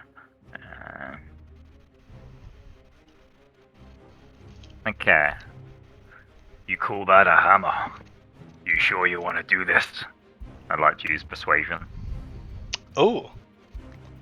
Or intimidation. I don't have intimidation. I'm just going to persuade him not to do this. Okay. I like it. You've got your whole life ahead of you. What would your mother say? My mother was a Volgren. You sure you want to end up like that? And point over to the blood splatter. 17. Alright, he turns to you. Oh, mate, I live for this sort of thing. And he lunges forward. And he goes to attack you. Okay.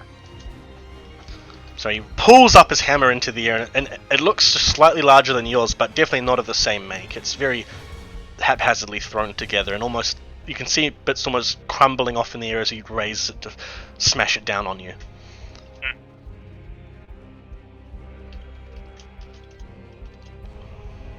14. No. Man, he rolled bad. As he He rolled goes very to throw bad. it down, this is a battle hammer. This is a great hammer. You're used to this kind of weapon. You know how much it weighs. You know how long it takes to fall down. You just step back half a meter and smashes into the ground right in front of you. And he looks up at you. Alright, Sylvain. I walk to the least damaged of the two dead allies, and I try to resurrect one. Okay. I think the one who was pushed against the tree was maybe the least damaged. Yeah, probably not the one that Baldric got to. Yeah. I'll allow you to sort of weave in through the tree here, and reach out and... what spell exactly are you casting? Revive. Resurrect. Resurrect. Okay, that's another touch spell. So it's the same situation as before? Yep. The same roll? Yep. 1d10 plus necromancy and willpower. I've got 15. 15? Just rolled Yep. a 1. Oh, you rolled a critical fail. Roll another 10, you got to minus that off your roll. It's a critical fail. Oh, 1 is considered a fail, so you roll another 10. you roll another 1d10. Yeah. Yeah. Okay. And that gets minused off your roll. Oh, you rolled a 21. 7. Okay. 20.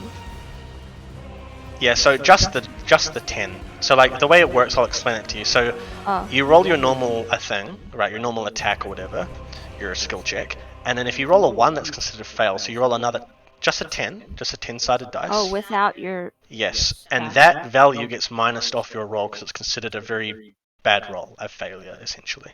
So, So- 7 was minus off. Yes. So it's a 8. Yes. So unfortunately, as you've sort of gone to try and push through the trees to touch him, you don't get off a good grasp on him to pull him back, and you cast off the spell, and you accidentally touch the tree.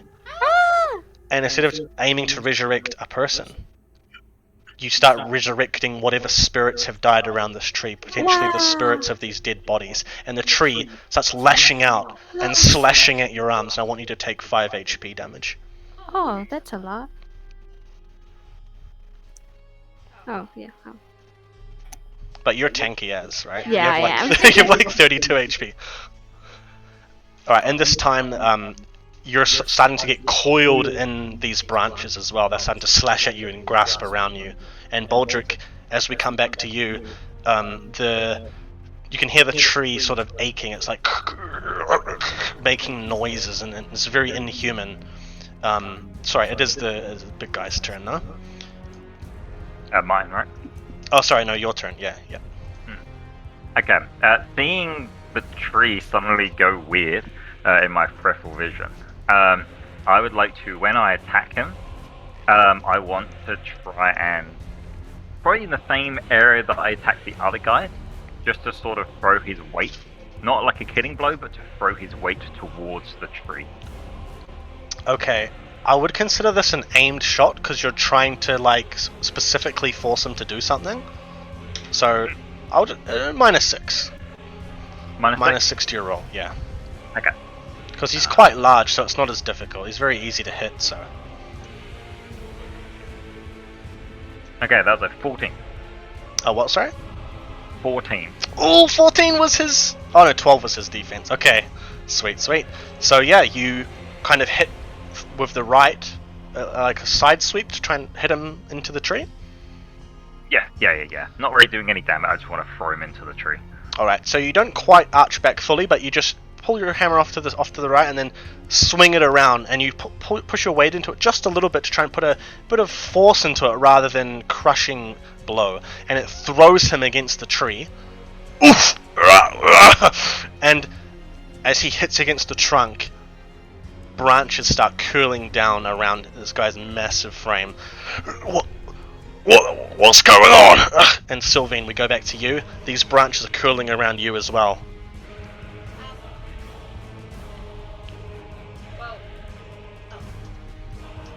Well, it's getting me as well, but it is nice that it's getting him, so it's like, no, what do I do? But I think I will cast the Miracle of Heria to calm the fauna. Okay. Alright. Same thing, same deal. Oh wait, no, not necromancy, it's clerical arts, it's a miracle. Where's that one? I don't So- think you have any points in clerical arts. It's will and clerical. Hmm. Okay, So just will, yeah. I got 10. Miracle of Heria, did you say? Yeah, it's an innate thing of Turferites. Okay, yep. That's true. I forgot about that. Yeah, so you reach out and grab these branches gently, and you can see golden energy starts trailing off of your fingertips and flowing up like little fireflies around the branches of this tree up into the leaves, and then the tree goes limp all of a sudden, and it's still moving, but the branches are sort of flailing and not really grasping onto anything with tensile strength, and you're released very gently, and then the big guy off on the other side of the tree, he falls down to the ground and looks back at you, Baldric. and he's going to rush forward to attack again.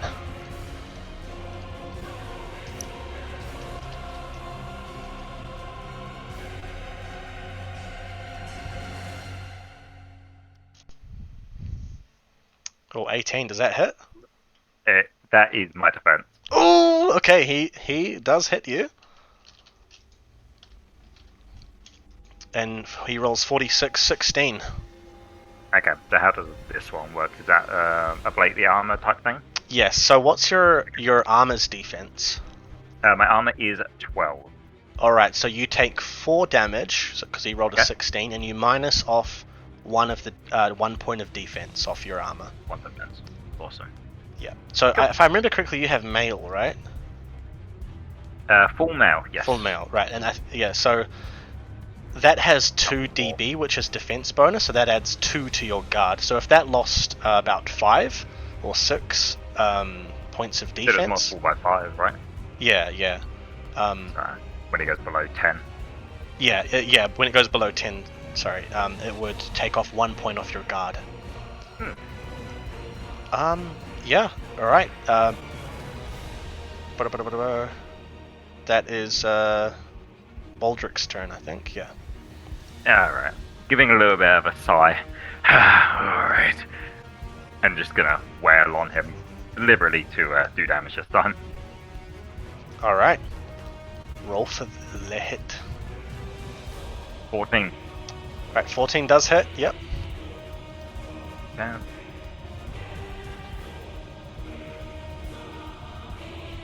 That was a 17 points of damage. 17, alright. So you smash with your hammer and it embeds right into his shoulder, and you can see his shoulder actually crush in slightly. It looks like he's actually quite resilient though. Even though his shoulder crushes down a bit, it's definitely not as much damage as it did to the other bandit. So he sort of looks at you, and you can see his drool and sweat is pooling off of his face. And he shifts the hammer off to his other hand on the arm that's not hurt. And he goes forward to attack you again, but we're going to go to Sylvain. I see this, and I decide to charge with my antlers into the baddie. Alright, yeah, I'll allow you to move around there. Roll for a brawling attack.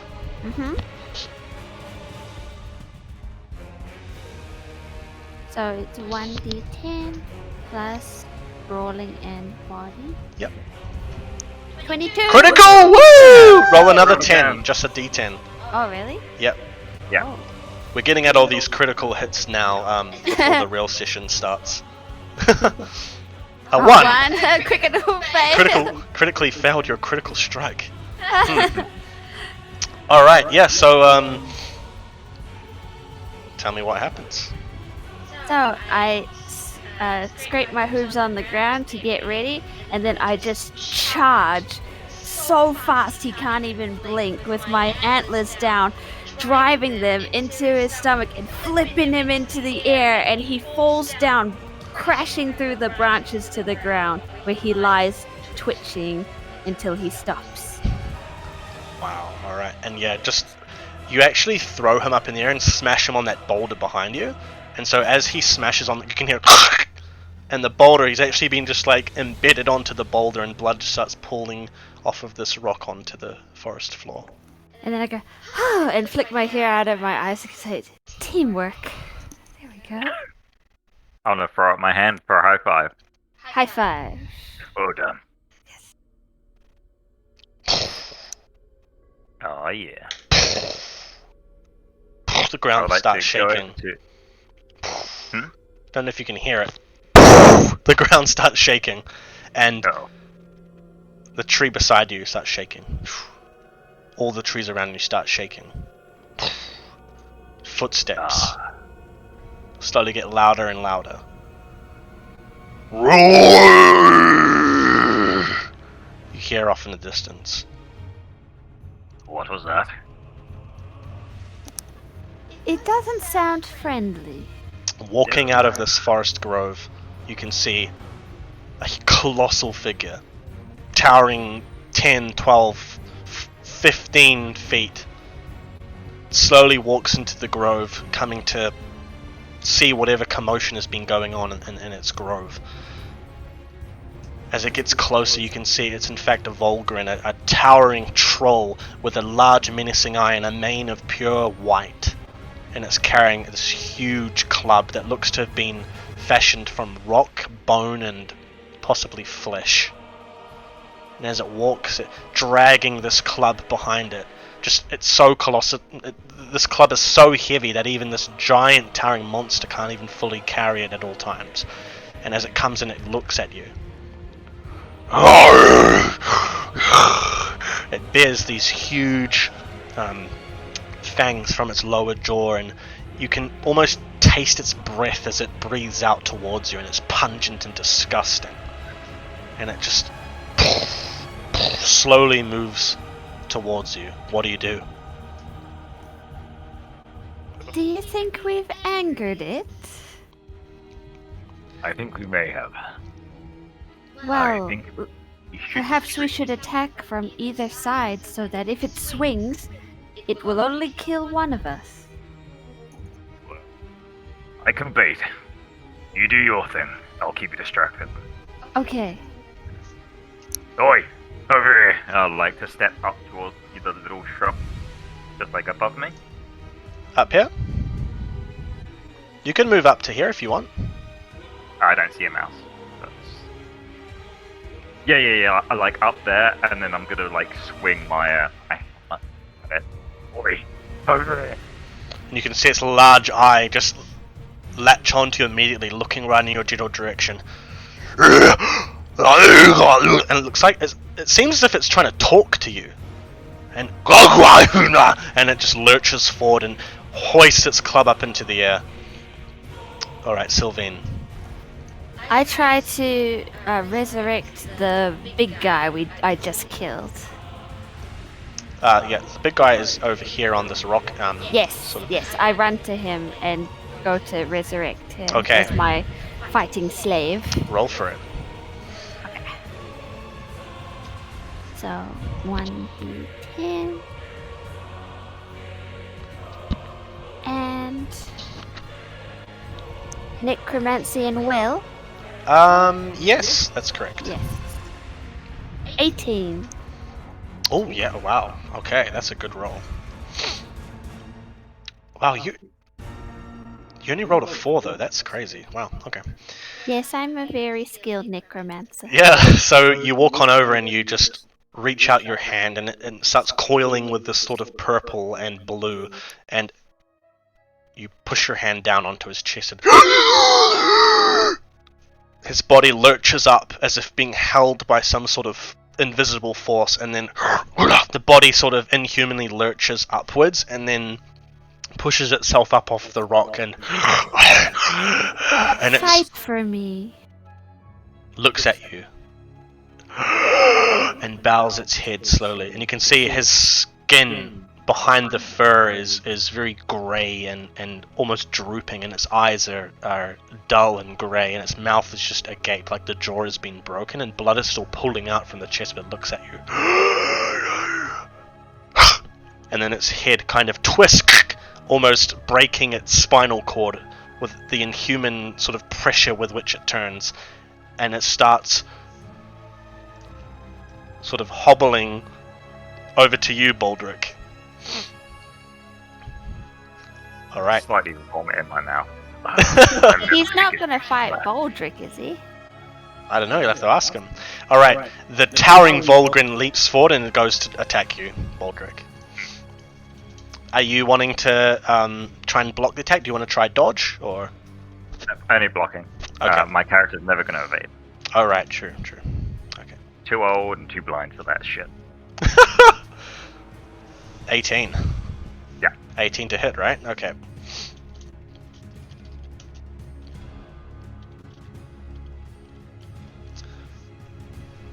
Oh, wow, all 5s? That's that's actually impressive. Wow. Ding ding ding ding! You win. And Anyway, this club goes flying down, and you only just catch it at the last second with the kind of top of your hammer, and it pushes down and smacks into you just with this inhuman force, and your feet actually sink into the ground a little bit of the grove, and all this dirt and grass is pushed up and pushes you down, and the hammer just whacks you in the shoulder ever so slightly.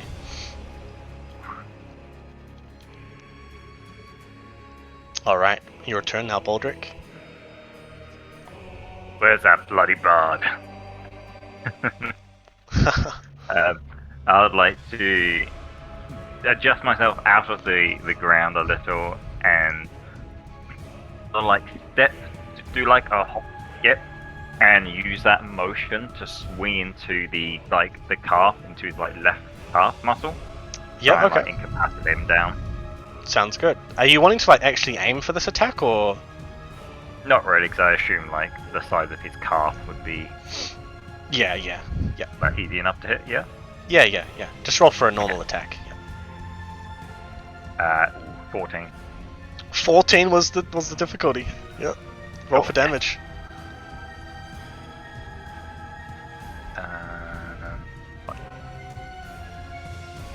Hey, take that back! Right back at you.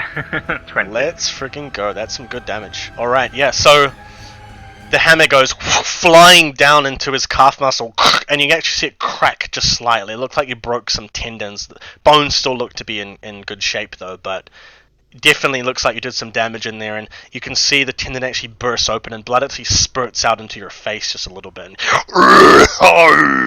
And he looks down at you, and the eye, the pupil inside just focuses in smaller, and it's just looking at you. Sylvain. So, Can I? sorry. So your reanimated corpse can now go in front of you or after you. What would you prefer? In front of me. Okay. Cool. All right. What do you want him to do? Well, does he still have his weapon, or? No, he doesn't. I want him to just charge or grab him to distract him, you know? Yeah. So, are you ordering him to do that? Yes. All right. So, as you call out with these sort of commands in your mind, he turns, looks at the giant Volgrin, and just rushes for him, and he's going to actually leap for an attack. Charge. Ooh. He rolls a 16. Okay. Unfortunately, he doesn't do any damage, but yeah, so as he goes forward to charge, he does land a blow, but it just glances off the other leg of this giant troll. Just does nothing. Sylvain. I want to try and slash him from behind with my dirt. What's your move? 6. Okay, I'll allow it, yep. So you just dart around behind it. Yeah, and try slash him with the dirt. Alright, roll for an attack. Small blades, I think. 1d10. And Yeah, small blades, yeah. and body. No. You're attacking with your sword, right? Yeah. That'll be I think small blades is dex. Yeah, dex. Dexterity. And do I have? I don't think I have a Anything in your small blades? No. Okay, so just roll your dexterity in 1d10. 13. Yeah, unfortunately, you actually do, like, your blade does make a hit, you know? You go through to stab into his upper thigh, but the sword almost just bounces off. As if he's got a natural just mound of fur that just stops your blade from going any further. Oh. Doesn't even seem to react to it at all. Alright.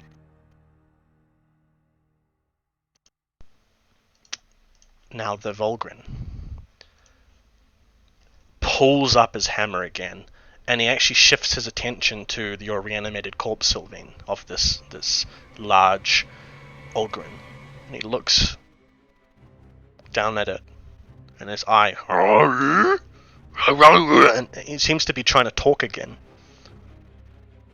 and then hears nothing, and then throws his hammer down, and just boom! Your reanimated corpse just disappears. This hammer goes smashing down, and the body is seemingly just impaled into the ground as the hammer smashes into the grass flat.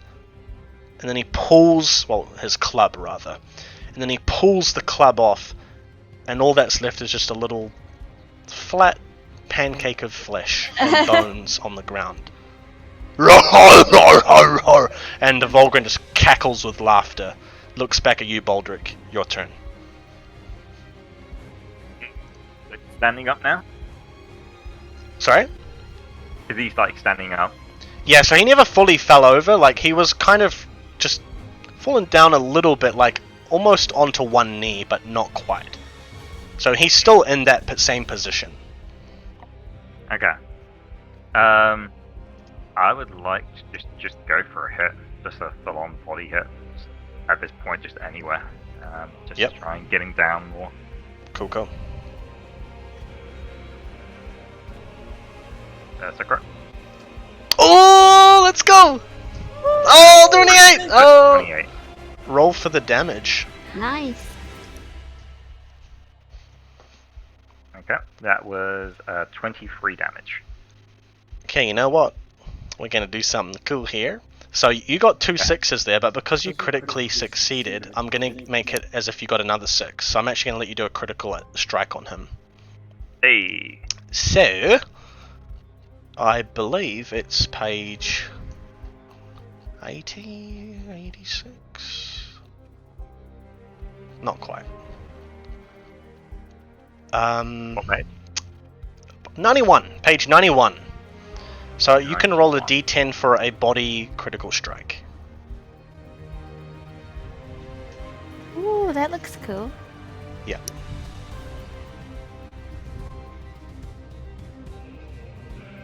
Oh yeah, I see. Cool. Okay, I rolled a 7.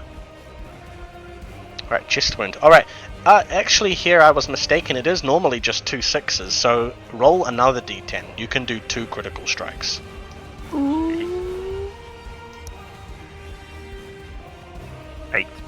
8. Dismembered hand. There you go.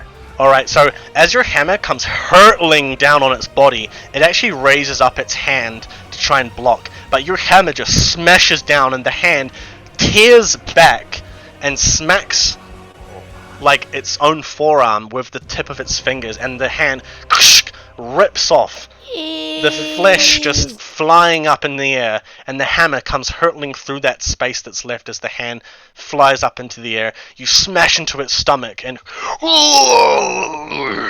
just roars out in agony. Tell me what happens. And can I what- jump out of the way of it? Yeah. Am I on top of it now? Is that what you said? Sorry. Yeah, you're basically, like, it's starting to fall over and your hammer's just smashing and biting into its chest. And I guess, Sylvain, you dart back a little bit. I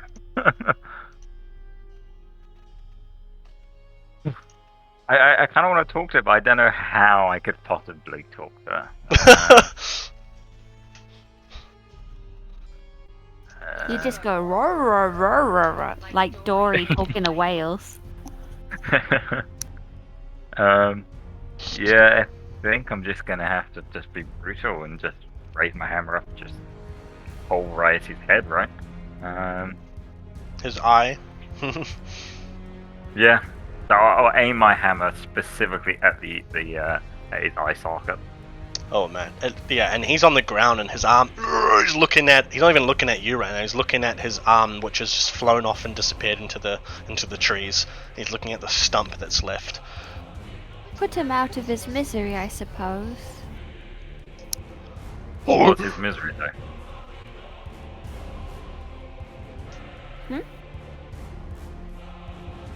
Did you say something? You can carry on. Oh no, I just said put him out of his misery, I suppose.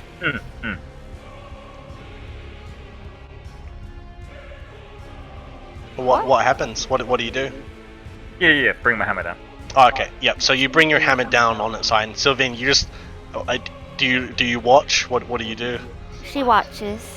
Right, you watch as the hammer embeds into its eye socket, bang on in the pupil like a bullseye, and just all of this fluid, just as the hammer goes smashing into its skull, the fluid goes splashing everywhere and coats you all in just all this goop and crap. And then it falls to the ground limp. My mother won't be happy to have to clean my dress. That's for sure. Your mother still does your laundry? I live with her, so of course. Alright, and... Your mother doesn't do yours? I don't have a mother. I don't have that luxury. Well, that explains it. Wow. I'm gonna get off of the body. I could reanimate it for you. Oh gee. Hey, when another bigger enemy comes, yeah. Yeah. I'll just It's go like a and, hermit crab of resurrecting zombies. yeah. Just like go down to each body and like hold my pendant and like say a little prayer to Asuma. Aww. Alright, and as Forgive you're... me for this injustice killing. Yeah. Alright, and as you guys are kneeling there, gathered around together, having defeated your first lot of enemies, we're gonna finish our combat there. Yay! Straight into session 1. Okay, let's go. Yeah, but that is not canon. Yeah, that is just quickly showing off with your guys' characters how the combat is gonna go, basically. There's not like an off session in between session 3, 4 type thing. And then there's gonna be a pool party session. You know, it's not canon. Yeah. Everyone goes to the beach. Yeah. Hey, let's go. That's funny. Yeah, but did you guys have any questions about anything? Any of the rules, like before we for next week when we actually get into session 1? No, pretty much get it. Yeah, just more of going back over the skills and noting down like what everything does, so that I can be a bit more have a bit more diversity in combat, being a melee person. Yeah. But Is there a limit on how many times I can cast my spells in combat? No. That's good. So the more enemies there are, the more enemies there are for you to use. But it specifically says in the spell, like for example, reanimating a corpse, you can only do one corpse at a time unless you have a specific like glyph in your vocational tree redeemed that allows you to do multiple corpses. Ah, I see. That's cool. Yeah. But yeah. I love my character so much. That's good. Wait, which one? The new character? Both of them. Yeah, I'm not playing Sylvain anymore. I want to play my Mermaid Bard. I might need to name her like Raid or something so I remember. Nereid. Yeah. Nereid. I don't know. I can't remember what it is. Well, Nereid. find out in the next session of Dawnward. Roll credits. But yeah, thanks the couple of viewers that did come in now and again to watch. Thanks for watching. Next week we will be jumping straight into session 1. Today was just really going over the rulebook, showing off the story path, and showing off how the combat is going to work. But yeah, thanks for watching. Thanks guys for playing. Yeah. And thank you for hosting. no problem. See you. See you guys next Bye-bye. time.